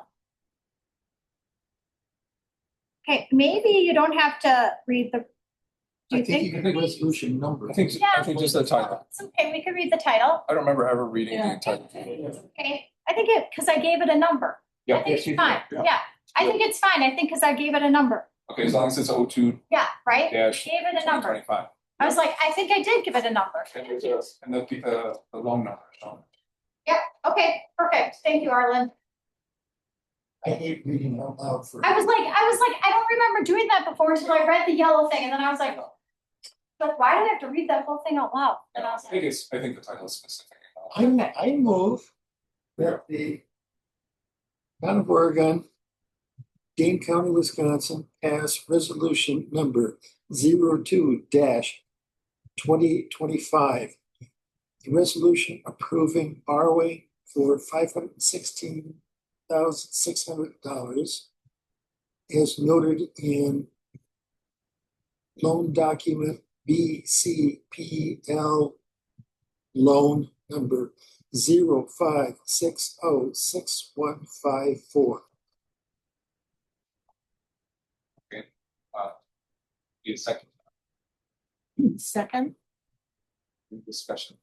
I will. Any discussion on this? This is, projects we've done, purchases we've done.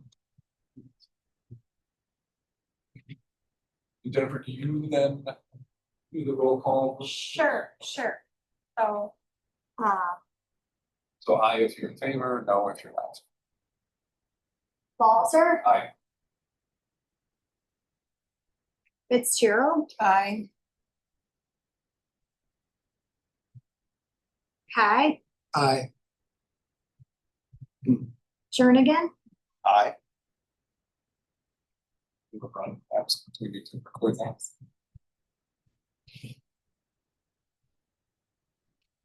and then I am going to have you all, before I forget, so you all have to sign and print your name, and then you have to put address. So I'm gonna pass it around and start.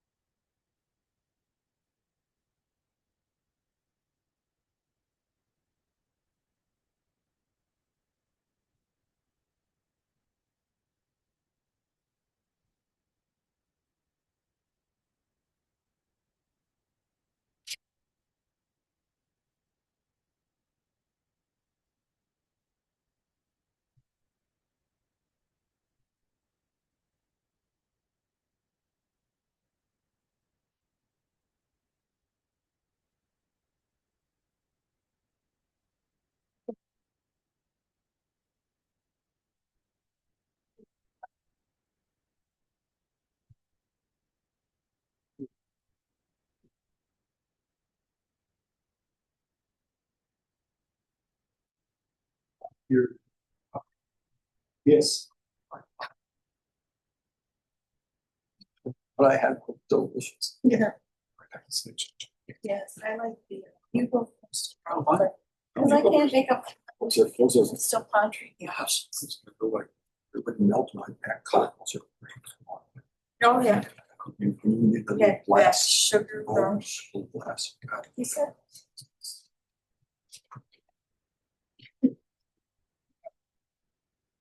Okay.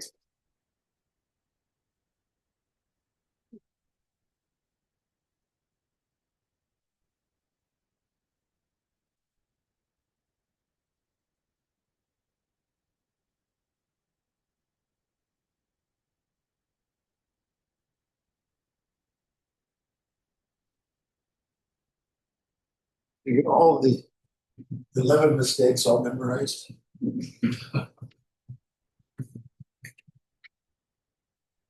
Well, he's filling that out. There is a question after this. You have the listing of apparently municipalities were the towns and how much they borrow. I know that we have it's pointed out that we have a $24 million loan capacity. Yep. Does that include the loan at the school? We don't, we have,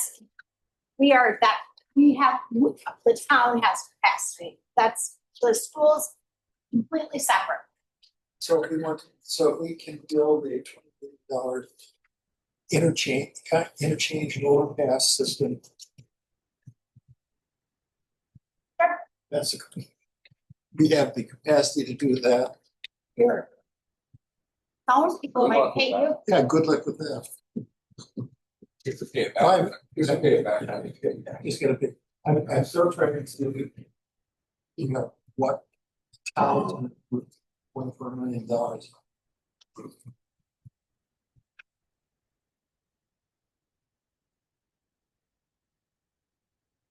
Crazy though. Yeah. Like, where'd that 4 million go? Yeah.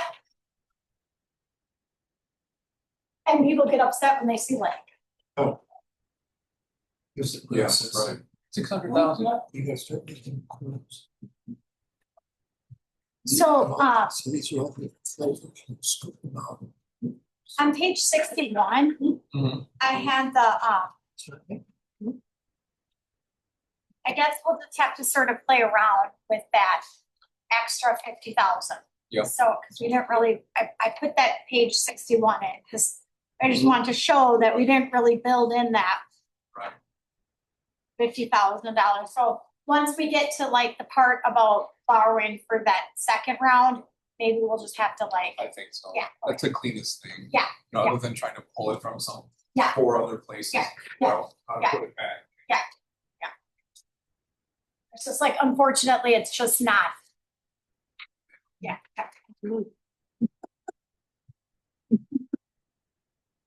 Oh, wait, we gotta do the roll call, we didn't do a roll call vote for that. We did it for, These are fresh. Did we do the roll call vote for For the the resolution. for just now. resolution? We did that? Yeah, we did, we did, I was reading it down. Yeah, that's okay. Okay, thank you. Did you record, I don't know if you have to record him or not, but Yeah. as absent. Yeah. Okay. Right now. I'm so sorry. I was writing it down on my notepad and on the sheet of paper that I had to write it down on. Thank you, I'm so sorry. That's my brain. Okay. Here's a quick one. Fire and EMS report for Belleville. Don't worry about the draft that's in the packet because it sounds like the towns might be proposing a mediator to sort out the agreement, the district agreement. Like nothing, I mean, their meeting is happening probably right now. That's what Mike is attending. So we'll know more after the meeting's done on how that played out. But it's not, I think a mediator is a great idea. There was, we were at the meeting, We could go Monday. What's a great idea? Having a mediator try to help resolve the issues with all the district partners. Because it's, let's say, contentious. It's contentious. The Yes. village That's not great. against the towns. Yeah. I know, it's really not a good meeting. It's rough. It didn't accomplish anything. I mean, even the airing of grievances. That really didn't accomplish. Have anybody there actually mediating to be in charge? Was it free for all? I was kind of curious. It was a little bit of a free for all. It was actually part of the village board meeting that night, so it's just an agenda item. Yeah. And it just ended up not going anywhere. There were the meeting part that we were at went about 2.5 hours. That wasn't all discussion about agreement, but it was a big chunk of time. And toward the end, I think a couple of the other towns just not ready to concede, but they were ready to get out of that meeting and agree to another draft Yeah, and for review later. and So go back and talk to their boards Right. again. Mhm. But the sticking point is that the village wants 2 votes on the commission, and each of the townships is to continue with 1 vote. And I still don't entirely understand. I don't think people are being upfront about what their grievance is. And I'm wondering if it's mostly symbolic, that they feel that the village should be, because the village is bigger and represents a greater share of the budget. But So, I mean, they can easily override anything. They've got, how many townships are with Belvin? 3 others? for 4? I don't see much of a problem in that, You're talking about waiting. and they would go The- over and over these different waiting scenarios, and I couldn't even follow. I could, It was not necessarily a 1-for-1 vote. So one of the proposals from the village was that their votes would count more because their population is greater. And there were a lot of discussions about how to do that. So at the end of the day, I'm not sure much changed from the draft that's in here now. I think some nuances here and there, but the overall concept, I think, is now the other towns are reacting to the overall concept and saying, hey, we're not comfortable with this. yeah. And Ted, who's the chair of the district board, is the one that I talked to a little bit about, and he said, oh, hey, somebody else suggested a third-party mediator, what do you think? And I was like, it was a great idea. Great idea and really perfect for this situation. I guess I don't still quite understand why there's a huge problem. I mean, Well, the village has 2 representatives on the fire commission here. The village is maintaining that they're paying more than their fair share. I believe the problem started when the EMS costs have gone up Mhm. drastically. And there were things that came up that, I trying to get my mind around it. I don't know the whole history of it. But at one point, somebody said the fire budget is always just great because they raise a lot of their own money and they mostly have volunteers. But the EMS, that really was costing us a lot of money. And so I'm thinking, oh, so you want the EMS guys to start grilling brats and doing all that stuff to Right. pay for that? And it really is that is killing them, and we know that's a problem. Our chief had talked about the EMS as being tricky, because but it just, I just had this feeling nobody's really being upfront with us Mm-hmm. about, and then I started to think, a question, well, it isn't what's going on, but we sat there for 2.5 hours, and it was like being browbeaten for. I guess I would No. wonder if they want to get a resolution. If they what? Sounds like they want to see it like this. Well, It's been like that. the village was also trying to get more votes because they're projected to grow. Yes. Yes. And they haven't grown yet, but they want the votes before they supposedly are going to be growing. Possibly, yeah, So one, possibly. and when we were seeing the hissing match that was going on, and so is it just time to get the heck out? Yes. That did come up about midway through. Kathy Be careful what you ask, what you wish Kathy for. Pennington, a couple and someone else, maybe we should just withdraw.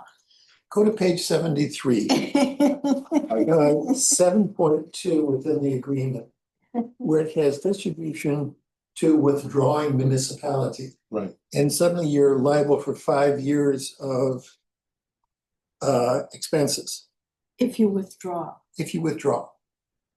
So there's be careful what you wish for. And then it seemed like we should still be, some of the things we were talking about as far as the consolidation noises that are being made. And also who and how in relationship to the 911, who gets called and who gets assigned to things. Right. That's good. But it's not coming out in any kind of methodical, thoughtful No. way. No, but It's this sure, anger about the residents being paying more than the Belleville paying more. But everybody's like this, Ted and others, just like, we don't get it. Everything's been great for 32 years and and they I don't think they even understand, Darby, what the drive is for this. That's my sense of it. I tried my best to get my mind around it. I remain quite baffled. Been multiple meetings of. Recrimination, anger, resentment. I really would like to, proceed in talking about getting out. Proceed in talking about getting out of that district. And I don't know if that, and I don't know about, maybe talk to Kathy, as a start. She's sort of in the same boat we are in that they're not a big contributor to. No. But we still have a voice on something, and if there's consolidation, it may be important that we be part of it. Well, that's to be decided, we have to figure that out. Okay, what has Glenn said so far? I know it's been brought to him that can they absorb those properties that are covered by Belleville without any interruption in response time? What was his? I don't know if he said it informally, I thought. Informally, he said there'd be no problem. That's what he told, that's what he told me. Yeah. And I think a big portion, I think Arlen's pointed this out before, a big portion of that is really that Brooklyn wildlife area. So I think that it would just be, one thing looking at, and I have not looked at that, would be the cost. What would we be paying cost-wise? To absorb that for 5 years. You'd have to look at what we would be paying if that is a factor. But we'd also then, but a big portion is really just that Brooklyn wildlife area. There's no value there because there's no. With all this argument, contentious argument that's going on with the Belleville Fire and EMS, I drove by on D and I saw some signs in the lawn. Yeah. We proudly are in the Belleville Fire District. And we learned, I was wondering about those. And Carl and I learned that you'll find this interesting. This whole thing has blown up in the village on Facebook and all those little websites, Neighborhood Watch, and people have immediately taken it to mean that we don't want to pay for the fire and EMS. And that's why they're we probably support. And then another thing came up that was really interesting to me was, and I tried somebody, I don't know if it was Kate, but when we go to approve the contracts in September, the budgets, and they always have all the firefighters there, and then they've been coming to the board meetings and things too, and it is kind of intimidating. It's like they're there to show solidarity, but it isn't about somebody also said at the meeting that they just leave it up to them to make the budget. They're not complaining about how they budget. So that's why I'm so confused. So it's costing everybody too much all over the state, all over the country, everywhere. This huge. But so I just feel like people just are not being direct at all. But yeah, so.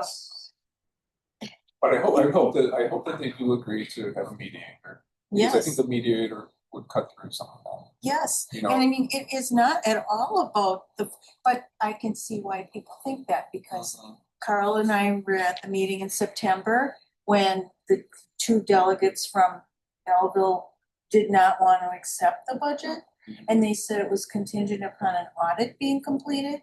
Well, what are you gonna think if you're gonna think, you think they're not handling the funds correctly? They weren't gonna be honest about this. I just feel like it's just such a strange.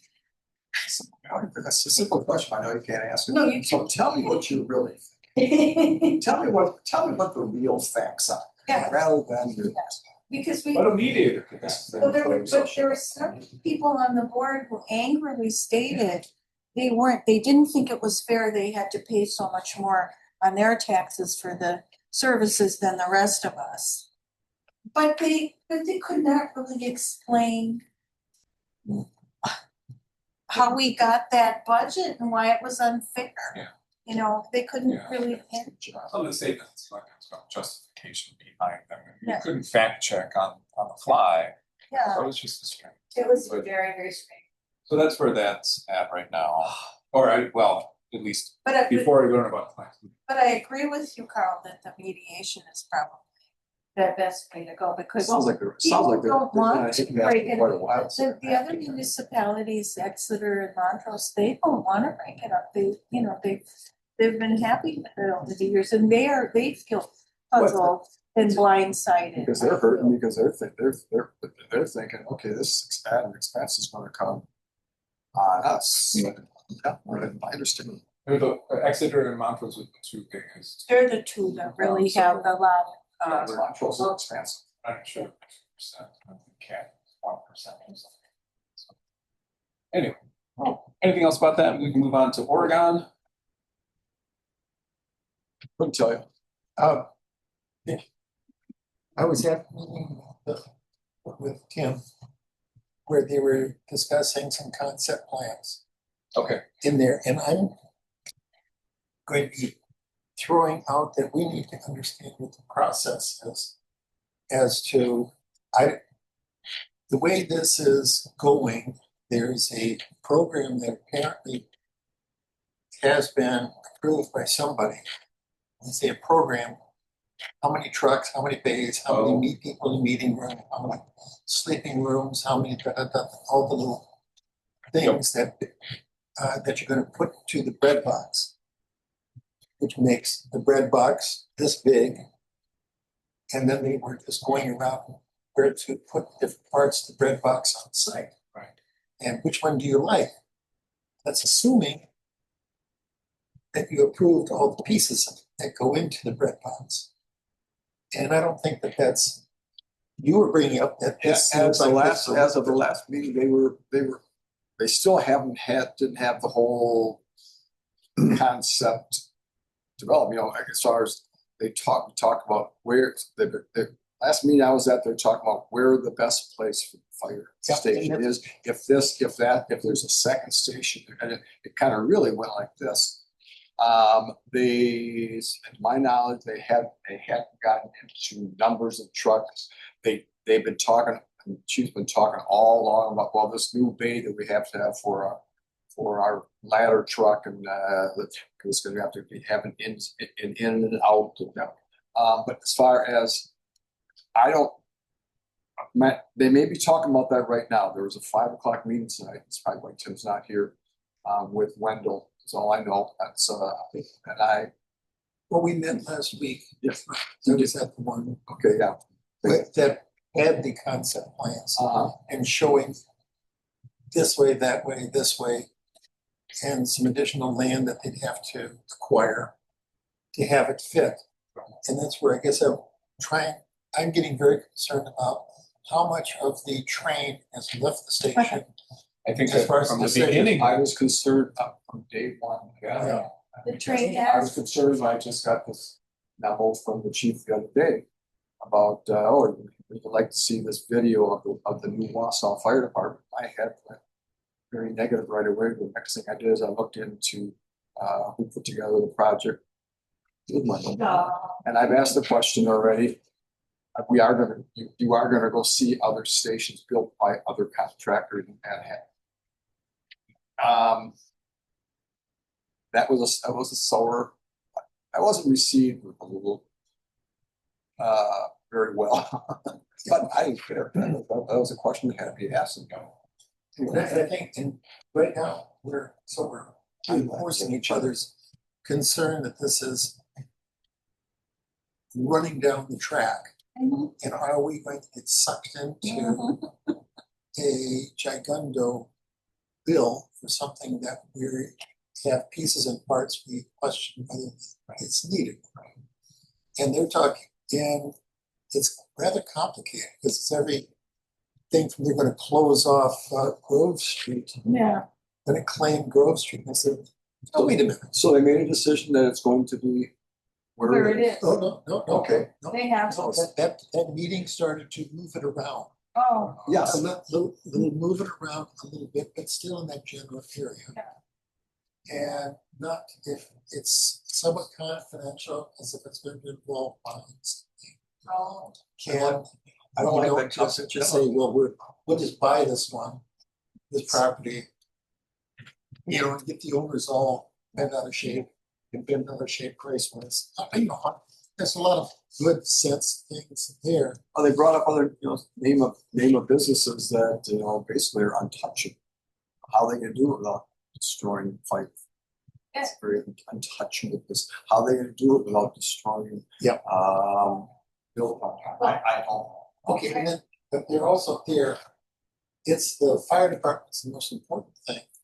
And the I get it. future development of that downtown. yeah. Is irrelevant. Well, I know, and Yeah. that's what bothers me, because they're building these, what are they, little townhouse type housing there, on Main Street, those little, Apartment building. That's right. where The library's supposed the to be. library is supposed to be. Oh, yeah. It's like this, it's this dense little, it looks like apartment, little townhouses. And then we're wanting to bring more people to see the artwork. And, I mean, you risk your life crossing the street. If you wanna go from the kitty corner over, if you park by the Firefly, you want a kitty corner to, God forbid, Sonny's or that other coffee place that, you take your life in your hands, it's been that way forever. It's like, this is a very weird downtown. It has very And limited. it's better than what it was. But if they're gonna have a bigger, better fire station with bigger trucks with ladders, and they have to go and negotiate that weird triangle intersection, it just seems like crazy stuff to me. Well, It's with the town hall. Oh, yeah, and they, that's, Start there. and that's a historical building. Don't touch that, that's, Excuse my laughter. that's here. Just now, I was seeing, I'm looking at the process in here. Well, we have something to say, I was bringing up a number of points on, you don't close off Grove Street to the public. Yeah. There's too many civic cassettes Yeah. over on Brook Street. Yeah, well, that's right. That's exactly what I'm saying in another way. You don't, because you're also talking about cutting off the street that's on the far side of where the library is now. Yeah, It seems like yeah, that yeah. little residential street. Yeah. Talking about, now wait a minute, you just closed off 1, 2, 3 access points, and there's only one access point to the swimming pool now. Right. Or the carnival, or the parades. Or the Like parade, the or the. parades, And the splash pad is supposed to go? and there's no parking down there anyway. Now there'll be less.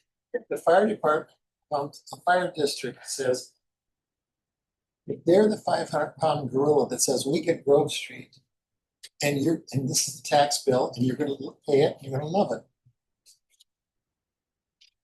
Who says no? Does the village say, your planning is all goofy and it is hurting future development of the downtown?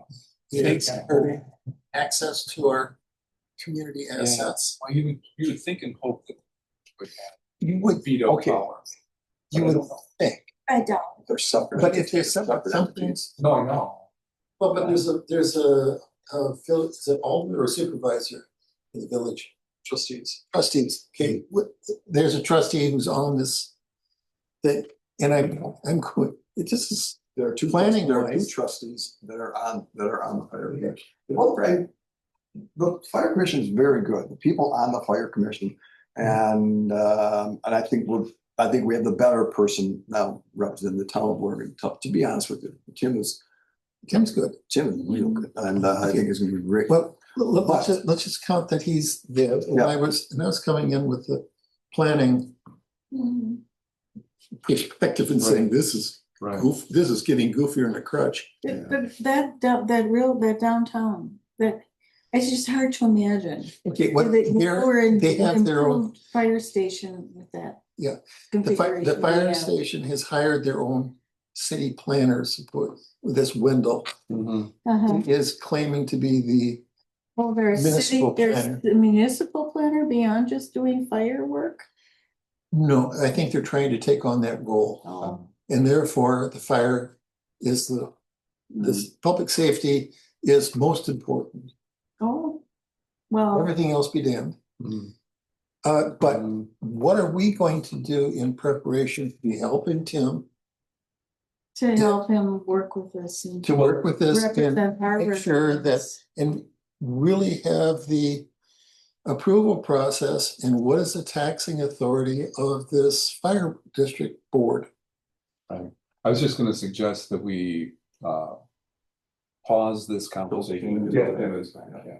I think that would be excellent. Because then we get the full circle. Yeah, we can't, Up to date. we're not going to decide it now. No, not even close. I mean, there's too much. And I think we'll get into a point of, okay, do we want to talk to the chief in one of our meetings? Do we want to talk to the district board, someone on the district board, besides Tim, you know, whether it's Kent or whoever. So I don't know what necessarily the next step is aside from pulling Tim in so that we hear. What they came up with that the fire department is in the spot it needs to be. Just traffic in and out and serving the area that it serves. Right. I was asking, well, how many, it's been 25 years since the last one.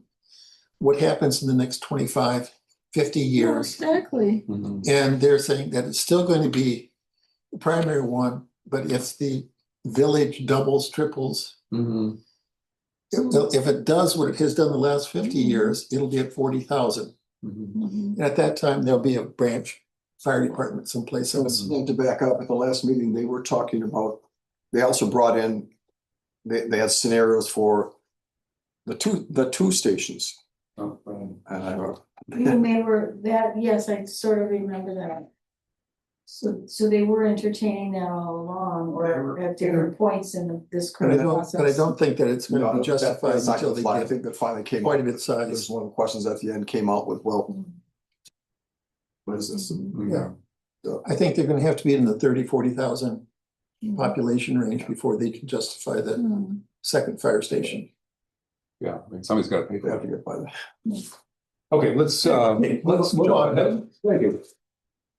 But there's obviously there's a lot to discuss about all of the fire districts. In our, Every single, yeah. if we look at our entire package of services, that, you know, it isn't just picking out one, you know, it's like looking at how what makes sense for us as we go forward. You know, what are some scenarios where we might have to rearrange what we're doing? Okay. Yeah. Good thought. Jennifer, just to show you that I do read these things, on page 81, the maintenance of effort report. I know it's just having your first name is a very popular way of communicating. But I think it'd be kind of good if you had added your last name. I know it's the fashion that. Nice. Here you go, Nice. I You know, should probably That's fix that. Jennifer in the town of Oregon. Yeah, There's There's only one. Should probably, no. That's a good idea. Thank you, Arlen. So that was good. Just let me know, I do read these, That's a good idea. I'll fix that tomorrow. That is awesome. and I see this great deal of effort put into the maintenance of effort report, and I still don't know what the hell it means. I don't either. I would say this is the one thing though, that is difficult to do because of the. Yeah. And it is. And so I would say that, you know, in here, I included it, and then I also included that I always am reaching out to the Department of Revenue. And I don't know, did I include the email? I may not have included the email, but I reached out because what they actually want you to do is they want you to get, so they want you to get the data from the fire chiefs, from the EMS, because you have to certify in 2 of these areas. But because Belleville doesn't certify in the same areas as Brooklyn and Oregon, but nobody gives me the data. Right. So I can't do that. And when I reach out and ask them for the data, they're like, I don't think so. Even if I got the data, it probably wouldn't even be in the same format. So the problem is that when you send the information to the Department of Revenue, I am supposed to attach what they give me. So they then know that they're not certified in the same areas. And I'm not giving them the data because I'm not getting the data, but I probably should be requiring them to give me the data. But let me ask you, how easy do you think it is that I would be directing fire chiefs to give me information? That's not gonna happen. No, not, no.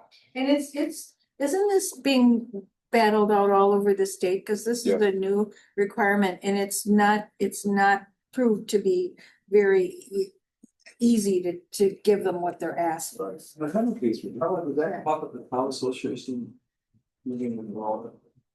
What, you know, did somebody bring something about? The last one I was not at. The one that we were at, overall in the town of Rolla last month. One that we were at. Was, Wait a minute, sure, sure. we were, is that next week? That was the thing. Yeah, I didn't. I thought something came up, I was just briefly pushed aside. I think that's. But my point is, Came in- yes, came in. I think they're having problems. And all over. is there, do you know of any movement at this, whoever is in charge of dealing with it to help make it easier or help? Get What over is it some? that they want?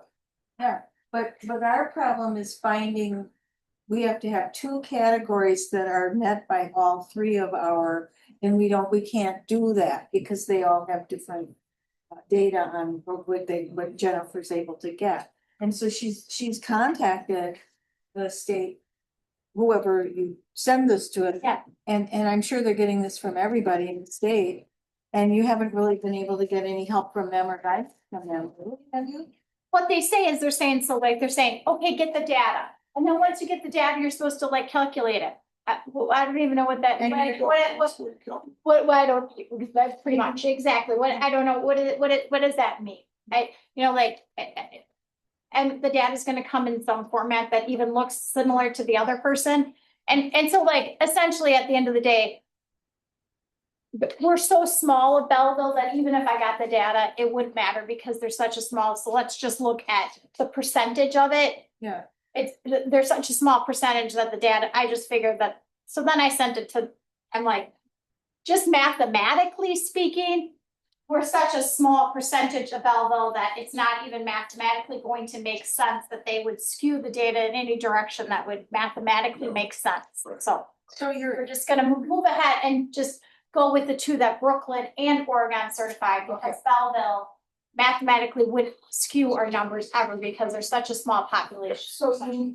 So someone told you that at the state level? No, I asked Glenn. Yeah. at Oregon. Yeah. Okay. So then and he said, yeah, that makes sense, because otherwise I'm going to say, I need to get the data. No. Even if I got the data, I wouldn't know what to do. Nobody wants to send me the data because I don't think they have the data. I think they're just like, okay, I'm gonna certify all these and then let the state come after me. And I'm just guessing, I don't really know, but that's the sticky part about having three districts. That's not the only thing. That's one of. Yeah. Before you go into clerk's report, can we take a 5-minute recess for the home stretch? Sure. Without a question, we recess for 5 minutes. One side for a second. Got it. Well, or 3. Start there.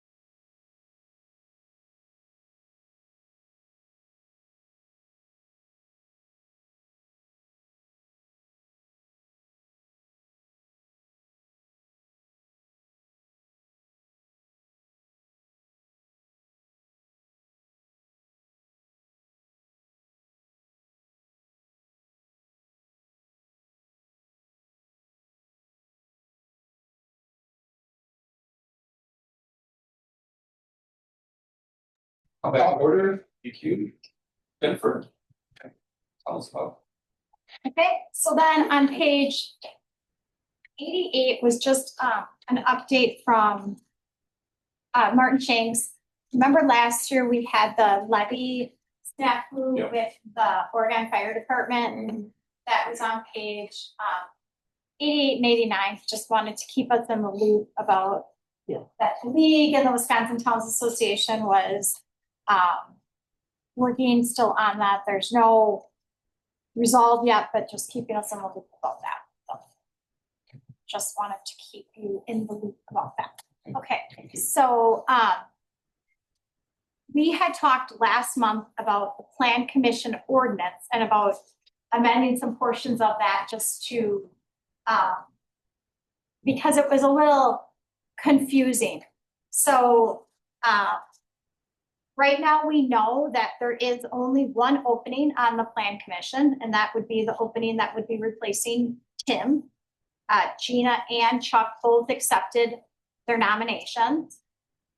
Really, the portion of the ordinance that we currently have that is confusing, if you're looking at page 91, it would be 2.30.050.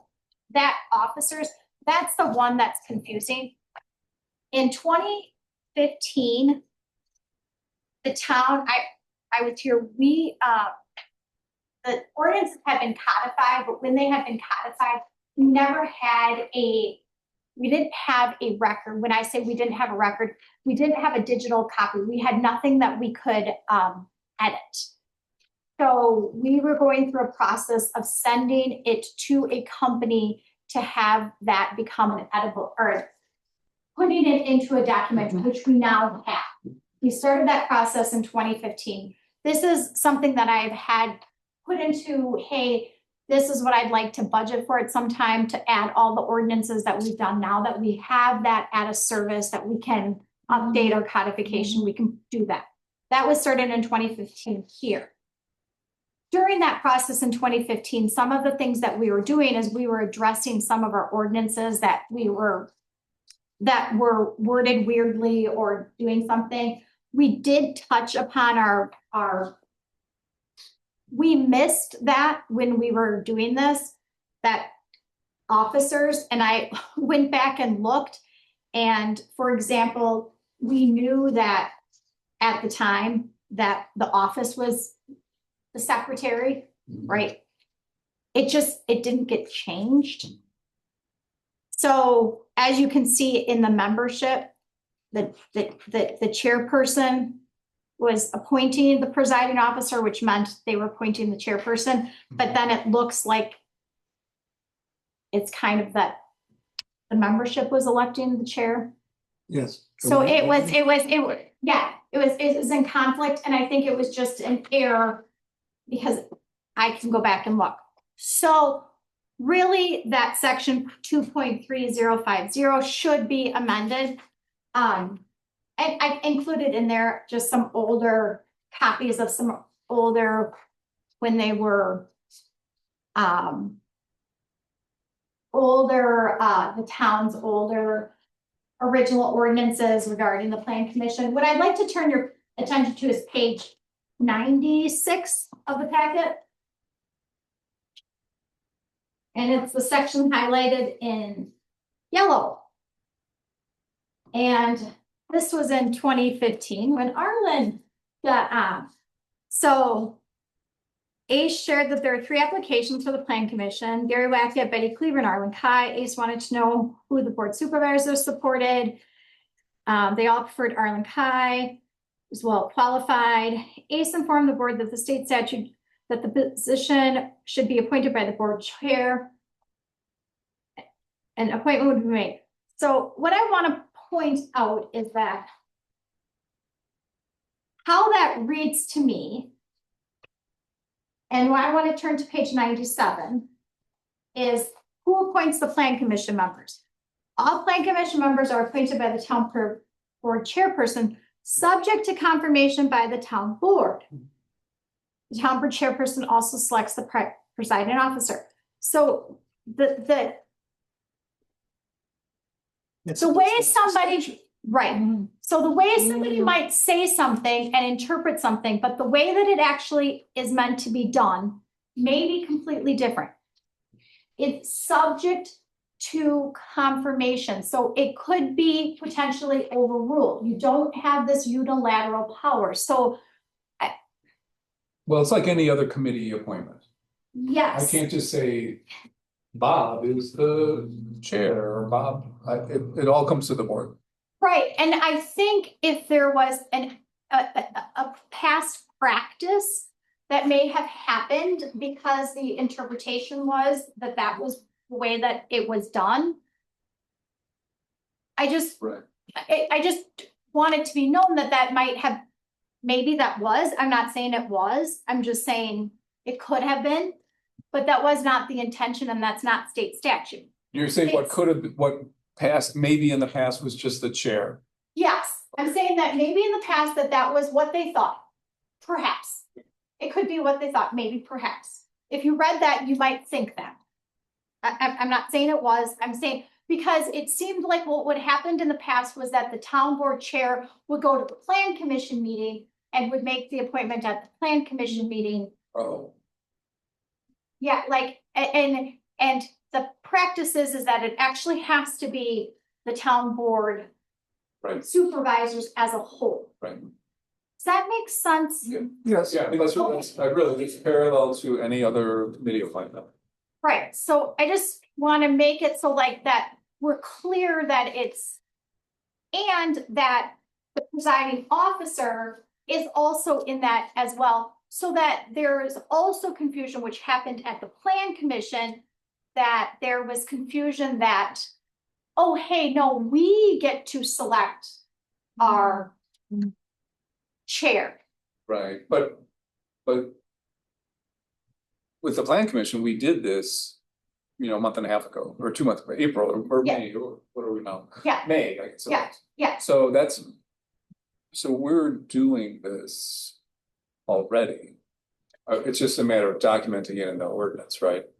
Right, right. So I think that we just wanted to make sure like, hey, like, let's make sure our ordinance is correct, the way that we're doing it, and that we're making sure that everyone is up to speed what past practice was, and if past practice was done, if the perception was this was done one way, Right, it might have been, maybe it was perceived differently than what it should have been, possibly. Okay. Possibly, I don't know, but it's the town chair with confirmation by the entire board, right. and that's, Yeah, there's really nothing that the town chair can do unilaterally. Really nothing. Yeah, nothing that can't be like voted down or is in conflict with statutes or in conflict with any other town procedure. So yeah, there's no dictator at the town level. We're here right now. It seems like you're affirming. Yes, the chair can, it's approved by the board. And you've also pointed out on page 91, there seems to be contradiction between the membership where it is appointed by the chair and approved by the board versus elected by the plan commission itself. right, so I think that what we would probably wanna do is probably just wanna amend this ordinance a little bit, just to like reflect, Yeah. reflect what's actually happened. So I think that this section, that the 2.3050, the officers part, just, we would probably just wanna say something different to that one. Right. Slight edit to 2.30.20. If there is something that is appointed, elected by the member, commission members, is when the chair is absent. And they have the temporary Yes, chair, they do that. they vote I've for a seen- temporary chair of that meeting. You could put that in. And Well- do you, okay, and would you like that? Is that how you would like to handle that? Because we could absolutely I can tell you what we did do today. So Stephanie and I sat down today. I went through pretty much all the towns that I could find ordinances. Pleasant Springs, Verona, Bristol, Dunbar, Springdale, a couple other that were Dane counties. We looked through all of the ones that their ordinances regarding their plan commissions. We didn't find any that had term limits, meaning that they didn't have anything that said you can only serve on the plan commission so long.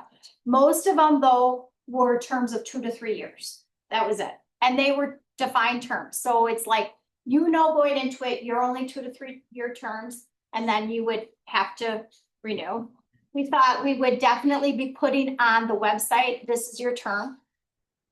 Get that on the website. All of them had the town board members choose the members, there was some that would say with advice from the plan commission, something like that to the, if there would be like a joint kind of, if you were looking for new members and you might be interviewing together or something like that, town board, the chair always picks the presiding officers. We thought that we would then just put on the website more information about like what the plan commission does. Maybe just some more information about what nights they meet. That we could just beef up the plan commission website. So then that way, instead of like advertising maybe after every term limit, we just continue to maybe only advertise when there's actually an open spot, but maybe at least have it out there if somebody was interested in applying. Yep. They would know. Yep. Okay, sorry. That makes sense.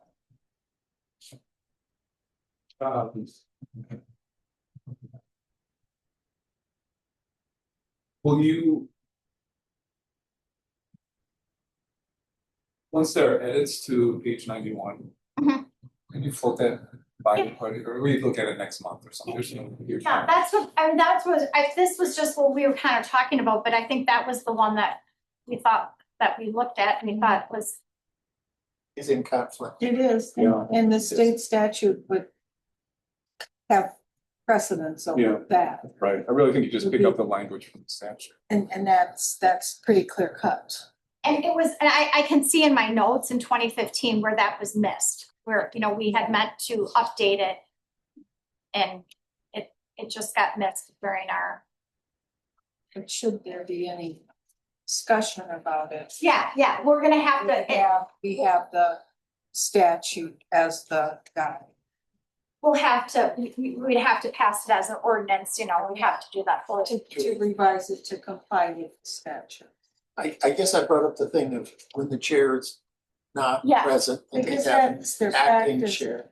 I would find it awkward for you to swoop down and appoint somebody. Right. Right. I mean, the only other thing is they had the vice, they did, some of these said you could elect like a vice, but I think it's better to do what you do because you just by whoever's there, you would just do it. It's more egalitarian. Yeah, I think what they did, so like when attorney,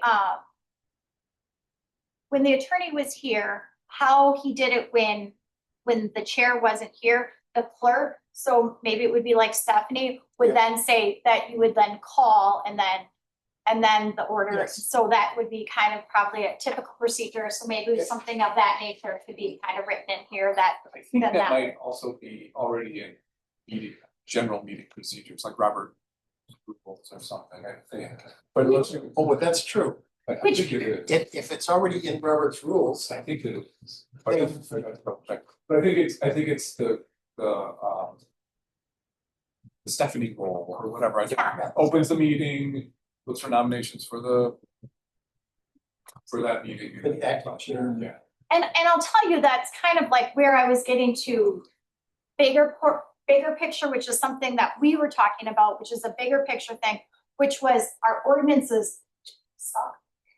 Because, Did you hear that? and it would be taking our ordinances and actually doing them much better, more like And more. readable More and, formatting, yeah. and more formatting. And it would Easier be to talking find about things. our meetings and putting meetings into it and doing exactly what you're saying. And these are our meetings. And it would be, Yeah. it would be outlining our meetings that would be this is how our meetings are run. So this is like, these are all of our meetings and this is how, and this, Yeah. so you wouldn't really have to cover it here, because then, and to your point about, I like doing this because then we could start incorporating this to say all our commissions or all our committees, which would be the road and traffic safety would follow these rules. Our park, any other committees, it's like you would just have it and say, all of these are following these rules. We're not gonna have to, we have plan, but then we also have rules for all of our committees. We're not gonna have to name them all, but they're all following the same kind of rules of running a meeting. Right. So we're not having to name them. But whenever you have a committee or a commission, they're all gonna follow these kind of rules for a meeting, just in general. And there are essentially cheat sheets for that. Yeah, but we just have them, we just have them laid out here. Okay. Cool. I was just trying to work at one at a time. Anything else on this one? No, And then you wanna mention the closing, but next week? oh yeah, Juneteenth we're off, and then, so we're off June 19th. I included in there, this is the, I kind of did that sort of weird, the municipal, the MAR report. This is, an estimated MAR report, which is, what the value of the house. So if you go to page 101, this is always the most interesting part. I think that 442,000. I think that decreased due to the revaluation. I think that might be the house that came off that. But what? I think that might be the Kresbach house that came off. Remember that big house that came off? Oh, yeah. I think that might be that house that came off. That's the net amount then, right? Yeah, I think so. I'm just guessing. That would make sense. Is that otherwise? There's some very interesting statistics in these sheets here. Very interesting, and it's showing the assistance, the ag. When we went to exclusive ag, what the value of the ag land is, which is going to be somewhere around $400 an acre, is their assessment. If you go back to page 101, you will find that the residential property is assessed at $62,887 per acre. So it's just kind of showing how the ag preservation is working. If there's any concern on the part of the agriculture community as to being cheated or being dealt poorly, I think this is a word, because they're being dealt very well. I was very surprised to find our commercial. We have $10 million worth of commercial. Does that include Foxborough? Yep. Okay. And portions of Foxborough, I should say portions of How much? the Foxborough, because we don't have all of Foxborough. Not all of the buildings are. But our commercial area is just to the south of us here. Plus, maybe some old businesses. We've got a big cluster near you. We've got a big cluster near you of ag businesses. So there's ag businesses, well, I mean, I'm not quite sure what the nursery, McKay Nursery, is that a commercial? So that's part of this commercial operation here too, okay? The big horse farm on Alpine. Horse farm on Alpine, there's a big horse farm there. That's a commercial? Then how about the apple orchard? Well, it seems that's, well, here, the acres is only 165 acres between the apple orchard and the horse farm. So you've got 40 acres alone for the. I mean, maybe not all the acreage is commercial though. Well, I'm just looking at this, so. What page you looking at? I am looking at page 102, Okay. where it has the number of acres. It's only 155 acres. So I was assuming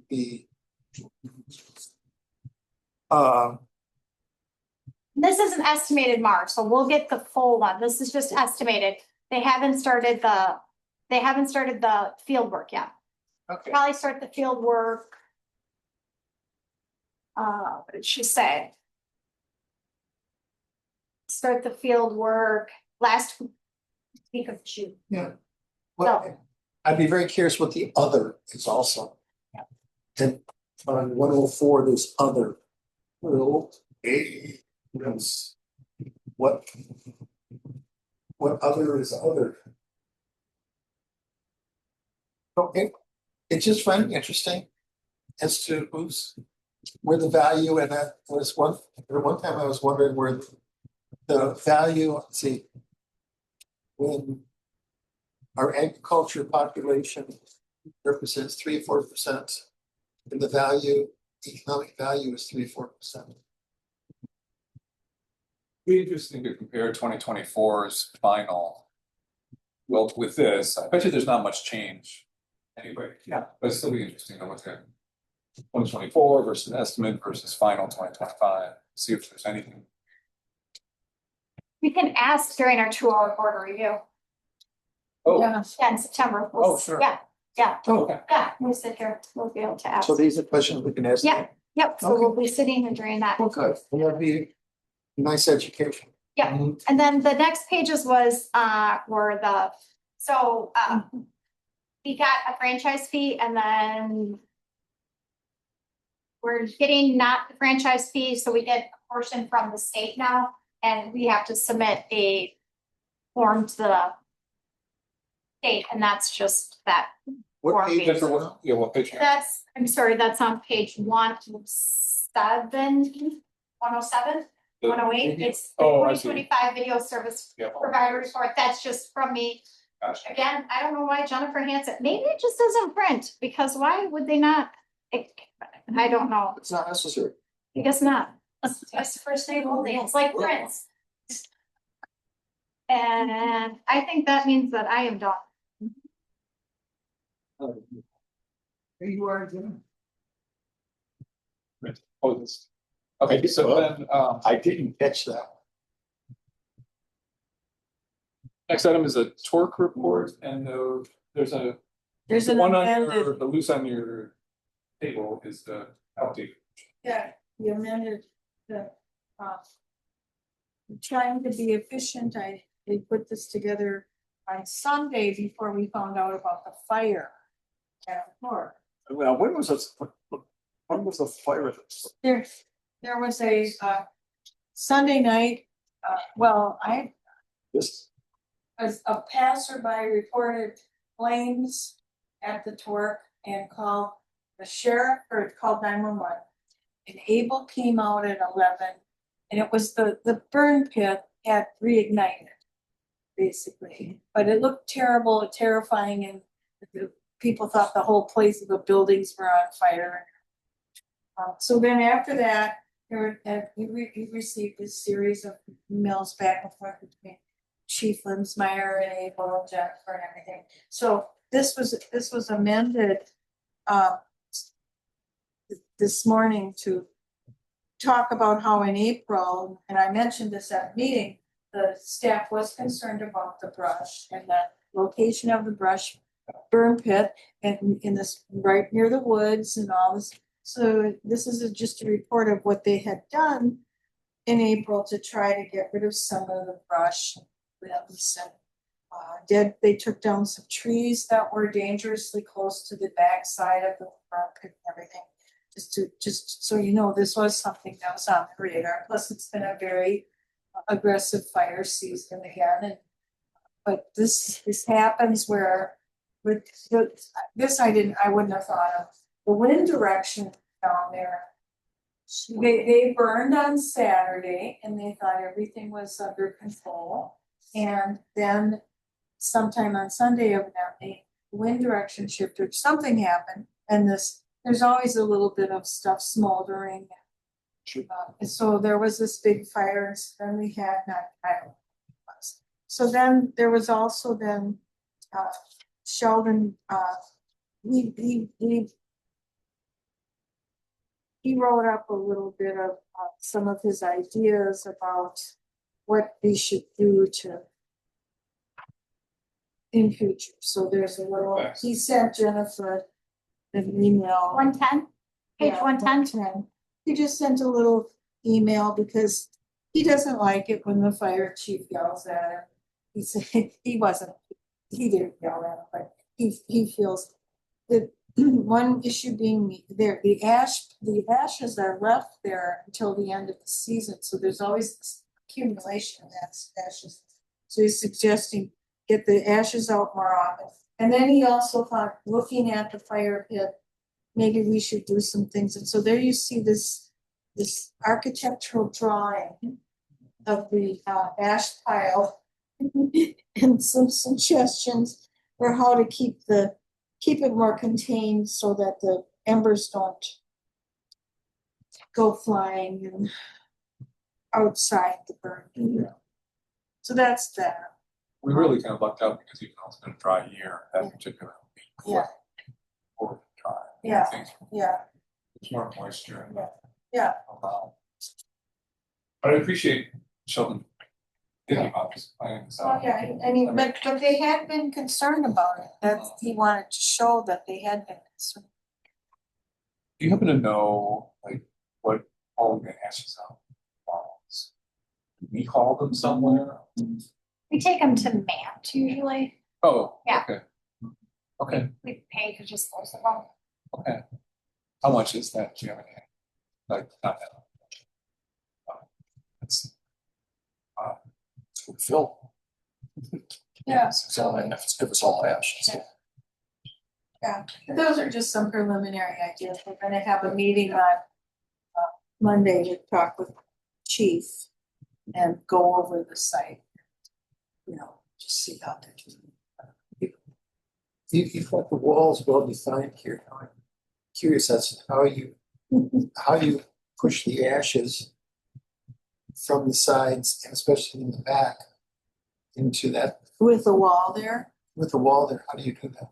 How do you do that? Oh, you know, another thing, they use the tractors and the mowers and stuff. There's always a concern about that equipment being damaged when they're pushing that brush. Yeah.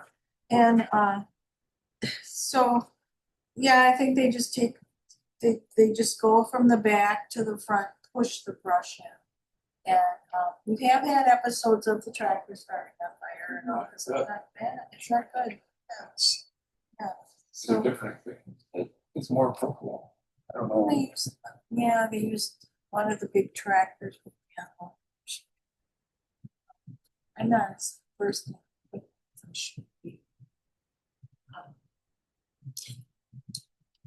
Yeah, we could have, you know, the next meeting, have them talk about it, have some of the staff come down and talk about it. Because there, you know, there are a lot of things going on that cost us money in terms of, we don't want to burn up.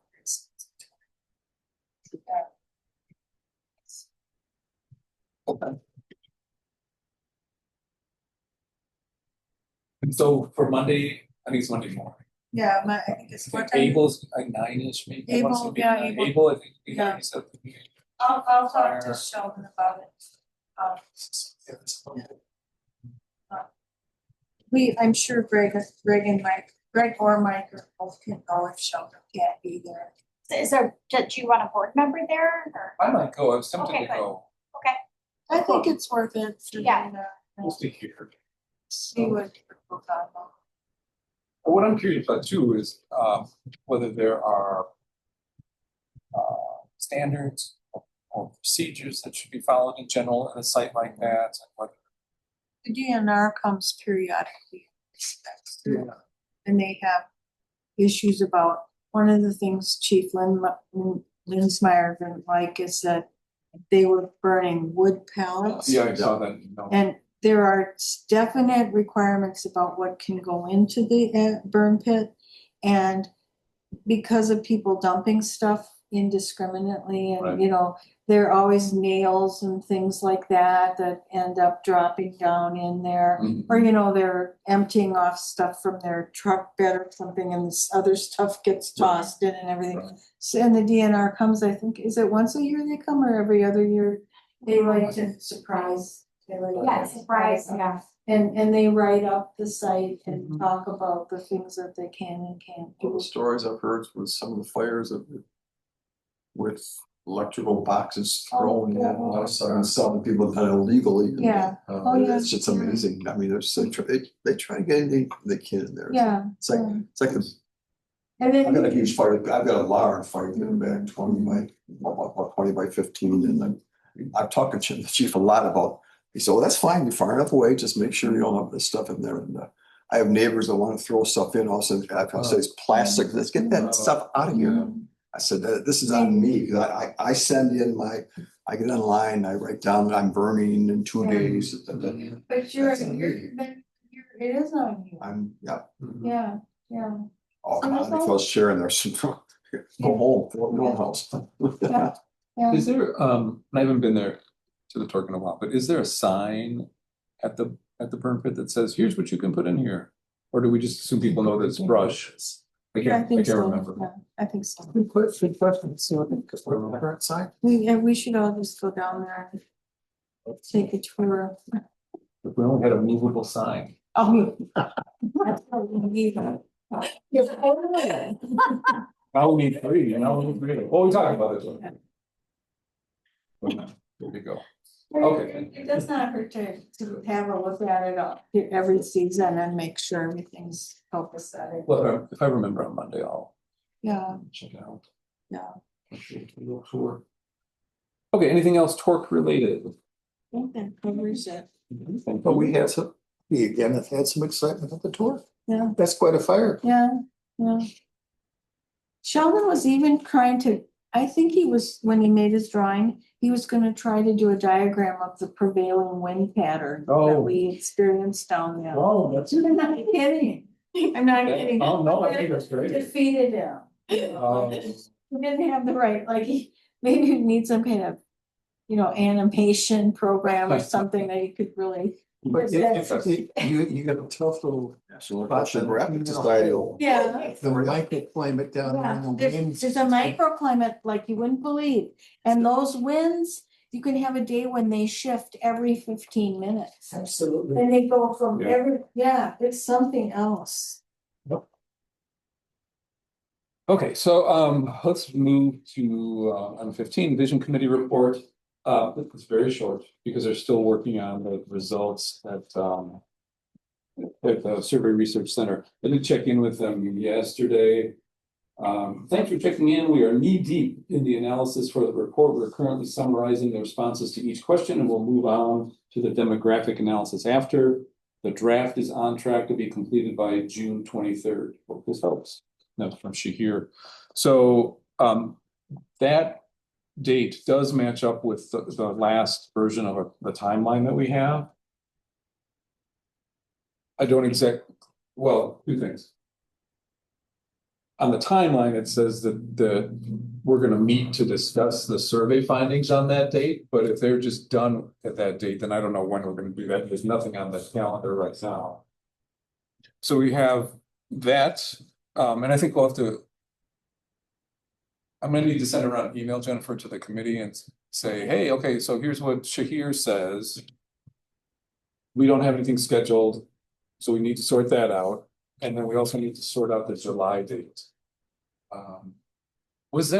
So the July date was when we were going to do, the July 15th, we were going to do the input session with town boards, select committees and staff.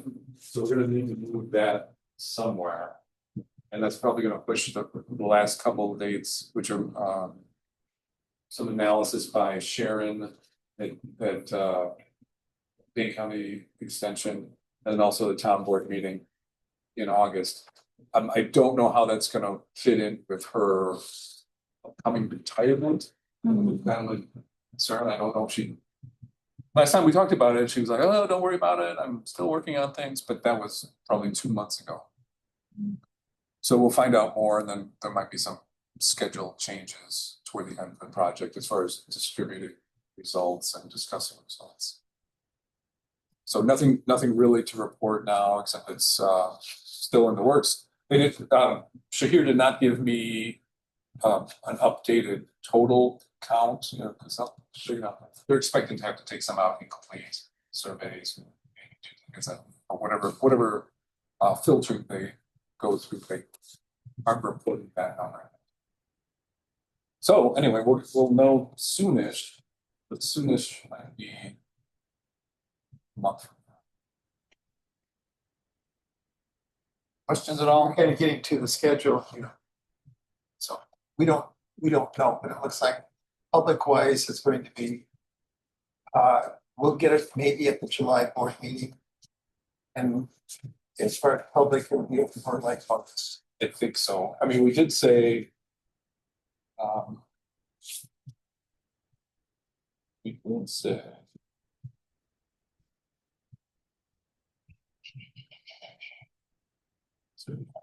presentation.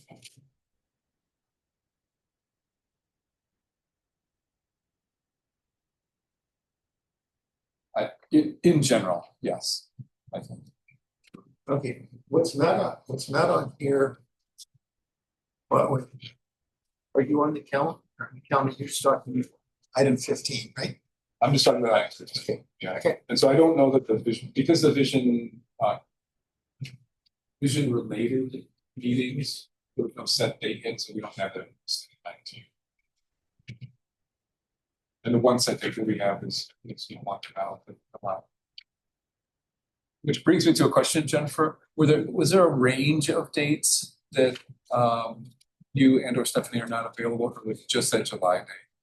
I think we were just hesitant because of not knowing when the results are pending. So I think once we hear back from, I think we should probably schedule that once we start to get more finalized. So I think what I might do, just to save everybody, but I don't know if this will work, but I'm going to see if we can sort out the dates via email. Yeah. Okay. And not a phone call, not a meeting, because I don't think it rises to that level necessarily. Perfect. And a lot of it's contingent on Sharon's availability. Yeah. And your availability and stuff. Tim is also interested in continuing on. That's awesome. Very cool. Well, except if we go into July, I guess, because I'm not sure if he's available. But we'll find out that. We'll find out all the scheduling things. So the meeting that we would have, that's the meeting we would have, like all the committees, right? That July date Yeah. we're thinking of. Okay. Right. So I'm looking at I don't know if you're looking at the same thing, but Sharon's updated timeline from way back in April. Early April.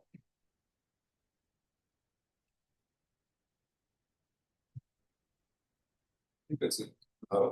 Vision committee. The senior center report. I think we have Just a little memo from Chris Johnson on the packet. Page 121. To the point.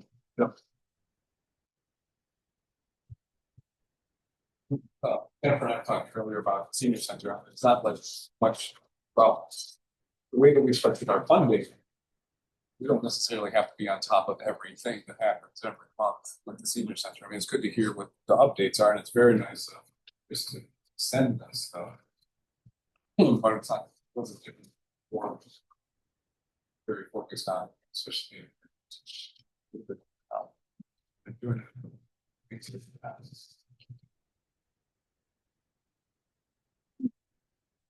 Building committee, here's another discussion. Arlen and I were talking a little bit, we want to meet and talk about public works space. Get that moving. I did not hear back. I heard from Jennifer and Stephanie are available for answering questions and whatever, but this is more April and Brian's time shot. But I didn't hear back from them about availability for meetings. So I'll need to try to contact them again and see if we can get if they're really not available because of jobs to work, then I think we can get pretty far. I think we can. Because we're already almost there. It's just a matter of figuring out size and location. And we're sort of, the discussion so far has been get the mobile office. Yeah. Because that can be, if whatever happens here, if it needs to be moved someplace else, we've got it. And, you don't have that benefit with something that's built. Station. And it's also much more cost effective than building something. Yeah. So we'll probably, Jennifer, I'm sure we're going to check in about storage space and the impact of where the location of the mobile office might be. But sitting here right now, I don't think we have those questions, guys. On the storage space, is everything taken care of? I feel like everything's taken care of right now. That's the only thing. How far to the future? I feel like we would, like I said, I feel like right now we're good. But I feel like what I would do as future is I would just move the chairs out of that closet and then just, yeah. At some point, do we need to talk about scanning documents going forward? Not right now. I would say not now. Yeah. Okay. Anything else? Sure. Okay. So I'll do one more shot with Abel and Ryan. Say, hey guys, do you want to meet with us? And once I get those answers back, then we'll say something. Okay. Number 18. What's that? I'll have to find my files. It's my problem. I met our new building inspector. So we have a younger guy who might be around for a little bit longer. He doesn't look like he's ready for retirement. Speaking, so 18 building inspections report looks like it's on 22. 22. One. We have a May. lot of people. Yeah. They were definitely out. Any questions about that I can't answer?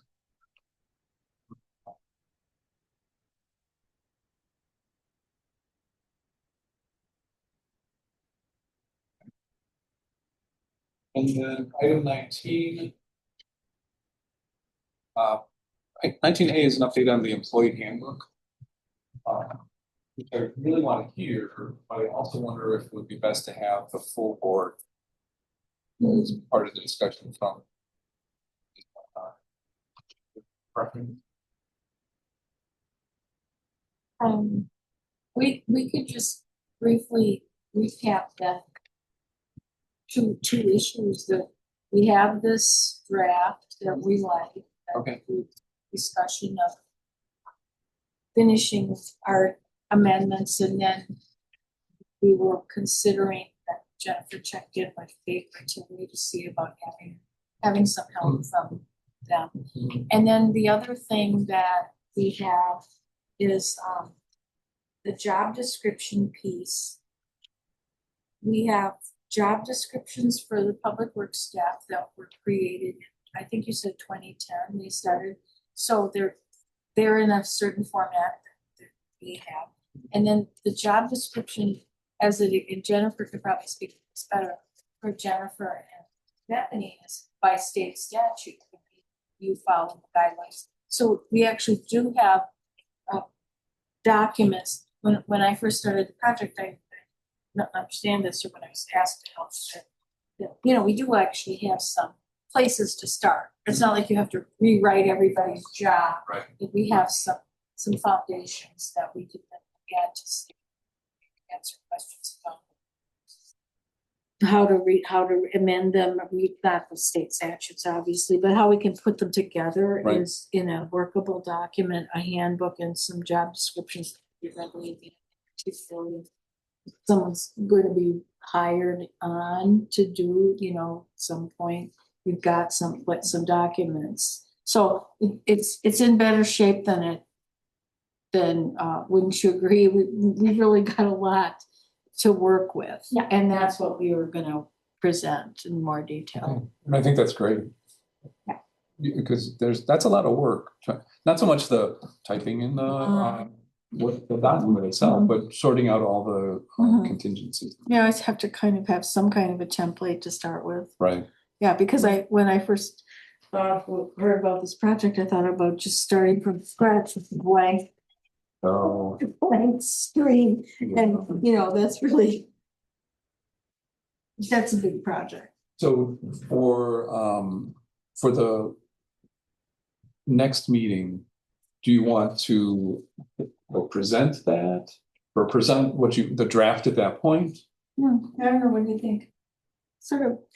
Guess we'll just, I know that both, like I have a week off and then Oh, that's Stephanie right. has 2 weeks off, That's so right. it's gonna be like, so that's, Yeah. so then, and then depending on where we get with, if we have a meeting for the vision. Yeah. So I think it just depends time wise. I'm not trying to push you, I'm just asking. Yeah, no, I think it'll just depend on what we have for availability now to meet with. Cause there's gonna like 3 weeks of vacation Right. between the 2 of us being gone, so Yeah. that will be a little tough to try.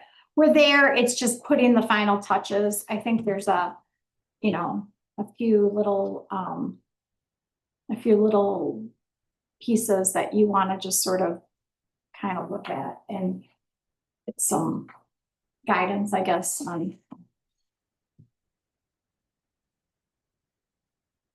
At some point, I don't know what the point is, but I do want to have a discussion about what the town expects from availability of staff. I guess that's the main thing, because that's going to have an influence on a lot of what gets built into the handbook, a lot of what gets built into position descriptions. What does working full-time here mean? I don't think we have a good definition. And there's obviously some confusion about things like time off and vacation time and comp time and all of those. So I know, but I still kind of feel like that fundamental discussion of what does it mean to work here? What do we agree on for that? And I don't necessarily think we actively disagree, but I think we just don't know how today fits in historically or how today fits into the future. So and this didn't, it took me a long time to figure this out. We have a small staff who've been here a long time. So that means people accumulate more vacation and, so then there are more and more times when you have, with just 4 people, you have staffing challenges. Right.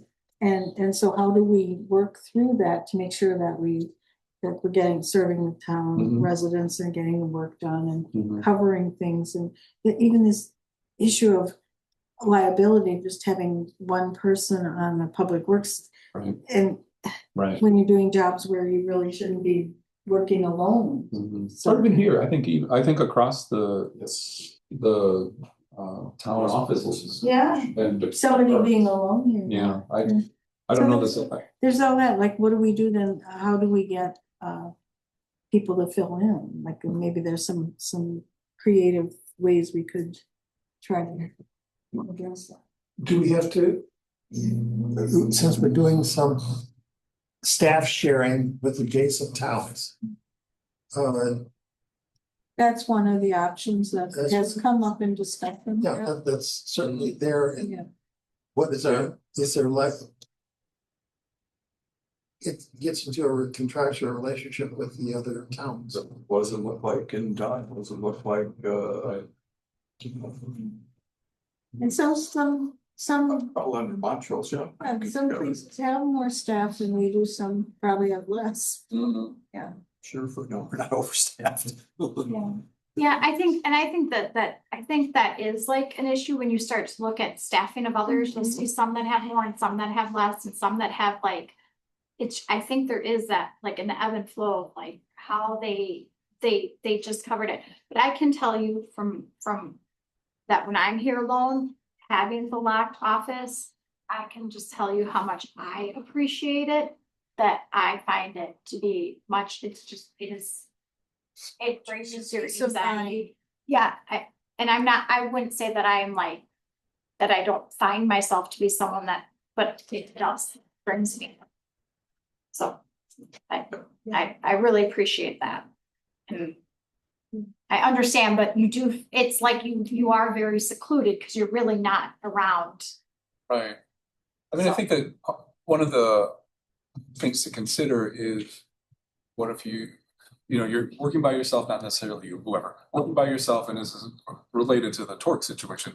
You trip on a chair, knock yourself out, and you are the only one here, and nobody can see through the window because you're on the floor. You know what? Yeah. There, I don't know. There's no way to eliminate that risk, but that's all. I think ignoring it is probably also not a great idea. Yeah. We also don't have millions of dollars to hire 6 other Extra help. people. Yeah. But maybe, I don't know, maybe there are times of the year when, we have occasion to hire part-time help to, and so on during the summer. Maybe there are times when that will be needed, like during election time or something, Yeah. you have some Right. extra people pitching in here. Right. Right. But I think to do it on a regular basis might be part of the answer, because you occasionally have people come in to do a task, right? One of the Volunteering. poll workers, right? Yeah. But maybe it becomes something where here's a slot that we always want to fill with an intern or an LTE or something. But I don't know. There's a lot. Yeah. There are a lot of factors that fall into this. I think that one of the things that I would see as something that the board might have to look at would be, that I would say you would want to look at sooner rather than later, is the idea of, we have 3 trucks and we have 1 plow truck that can put a blade on it that does cul-de-sacs. And we have Todd Cleaver, who comes in occasionally. And then we have the other 2 guys who have comp time. I think looking at how we would want to structure that, do we want to structure where all 3 trucks are running at the same time? Do we want to structure where you have 4 guys? I think there's one area where, on the one hand, the 2 full-time guys you have, they like to get that comp time because that's what they like to have, because they have other jobs that they like to utilize that comp time for. But then that tends to take away from some of the work that they then would do on that time that you would want them doing work. So then in the opposite time, would you then say, okay, well then we would hire an additional person during the summertime to cover for the time that they're going to be using their time off? I mean, this is just something that you would look at bigger picture, because, and this is what I'm seeing. I'm saying to you, this is something you could look at, because, or would you say, no, we would rather have all 3 plow trucks running so that that's spread evenly, a little bit more evenly. And then I'm throwing that out there because that comp portion is somewhat what kind of creates a little bit of an imbalance on their end. With us, our imbalance is more like election time, where our workload kind of just because of, it's just because of the timing. So it's kind of the same thing. It's just, and then we bring in poll workers to help us during that time. So, and we and it's just that they can sort of say, well, we'll do it ourselves and we'll just work longer, because then we'll just, instead of splitting the town 3 ways, we'll split it in half. So, or do we want to try to find another person? Did we find a 4th person? So something to think about. There's a ton to discuss. I mean, Yeah. And sitting here right now, I have no idea. No idea what the right answer is. There's like one right answer, which there probably isn't. Probably negotiated answers. But it goes to staffing, and it goes to what's reasonable. Do we want the streets cleared in 2 hours, or is overnight okay? Who would want to plow overnight anyway, because maybe there's not enough time on the road? They're all legitimate questions. It's just the timing of it is the one thing where you have to just, I'm bringing it up now in June, because the people that are gonna plow for you would wanna be starting to look for those people soonish, because those people are gonna wanna start lining up their winter work. And so that's why I would say, if you would want somebody, you might wanna be like, okay, or you might be wanting to ask Todd, like, how much can you give us? Are you only this many hours, or can you give us, if that's something? And, Right. you know, and you would maybe wanna ask Abel, like, you know, how do you do that? Is this, you know, I know that Todd doesn't work, I mean, I see his hours, so, you know, I know he doesn't, but that might be something to consider as an alternative. If you're looking at your piece of saying how you're figuring all this out. Right. That might be a piece to So look tricky at. because you never know how much snow you're gonna have every season. You know, and I'm thinking about the guy that thinks he's gonna drive the relief driver against one snowstorm. I mean, we had two snowstorms last, I mean, it's not like winter, it's just different now. And I think that's how it is with all those snow guys, right? You know, that's how it is with all. It's like that with the ski hills and everything else, but. Yeah, What if the town paid for your truck driving lessons? yeah, that would be, no, when I first started here, I was like, Okay, oh no. yeah. I was like, until I take out every single mailbox, out of here. You promise? Anything else on the handbook that you want to chat about tonight? Yeah. Definitely have more discussions. I think it's worthy of work sessions, actually, and not just monthly board meetings, because then we can try to get this done. This is really important. I mean, all the employment related documents and If there can be some, is groundwork being done? yeah. If can't have Boy, some of that groundwork. isn't our hope to just get a decent Yeah. handbook and then decent first, you know, drafts of the job descriptions, and then flag things that we want to revisit or that we think need to be developed or changed or researched to get to the state of the art thinking on various things.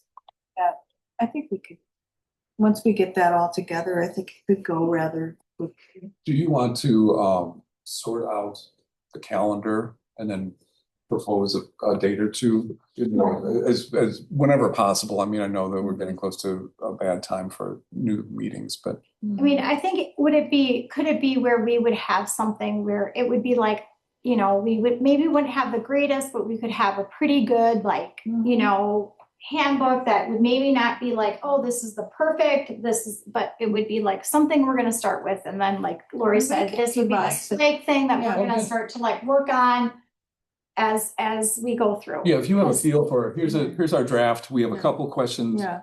Perfect. I mean, it's up to you. On it, it's gonna be, I mean, we're coming from nothing, so Yeah. Oh, Yeah. right, the only thing we do is go up. I mean, right. but we don't want it to be a comp plan where we're working on it for seemingly No, 5 years. Right, I wouldn't feel pressured to say, okay, this is a perfect employee handbook, now we're gonna show these people. no. You don't have to do that. Well, I mean, It's the little 1 day a week job I have at Duluth Trading. Every year they revise their employee handbook and they make everybody theoretically review it and sign that they look, but I think they're open to amending it every year. mhm, That's how you know, right, and that's how you keep it up to date and keep Right. it a good working document for you, so. okay, excellent. Any questions about future meeting dates? Yes, Here we go. I want to add in there, July 10th for road safety. Okay, And I'll be visiting my sister-in-law and her husband in Innis Harbor, Maine from oh, 13th of July to the 20th. So that week I'll be gone. okay.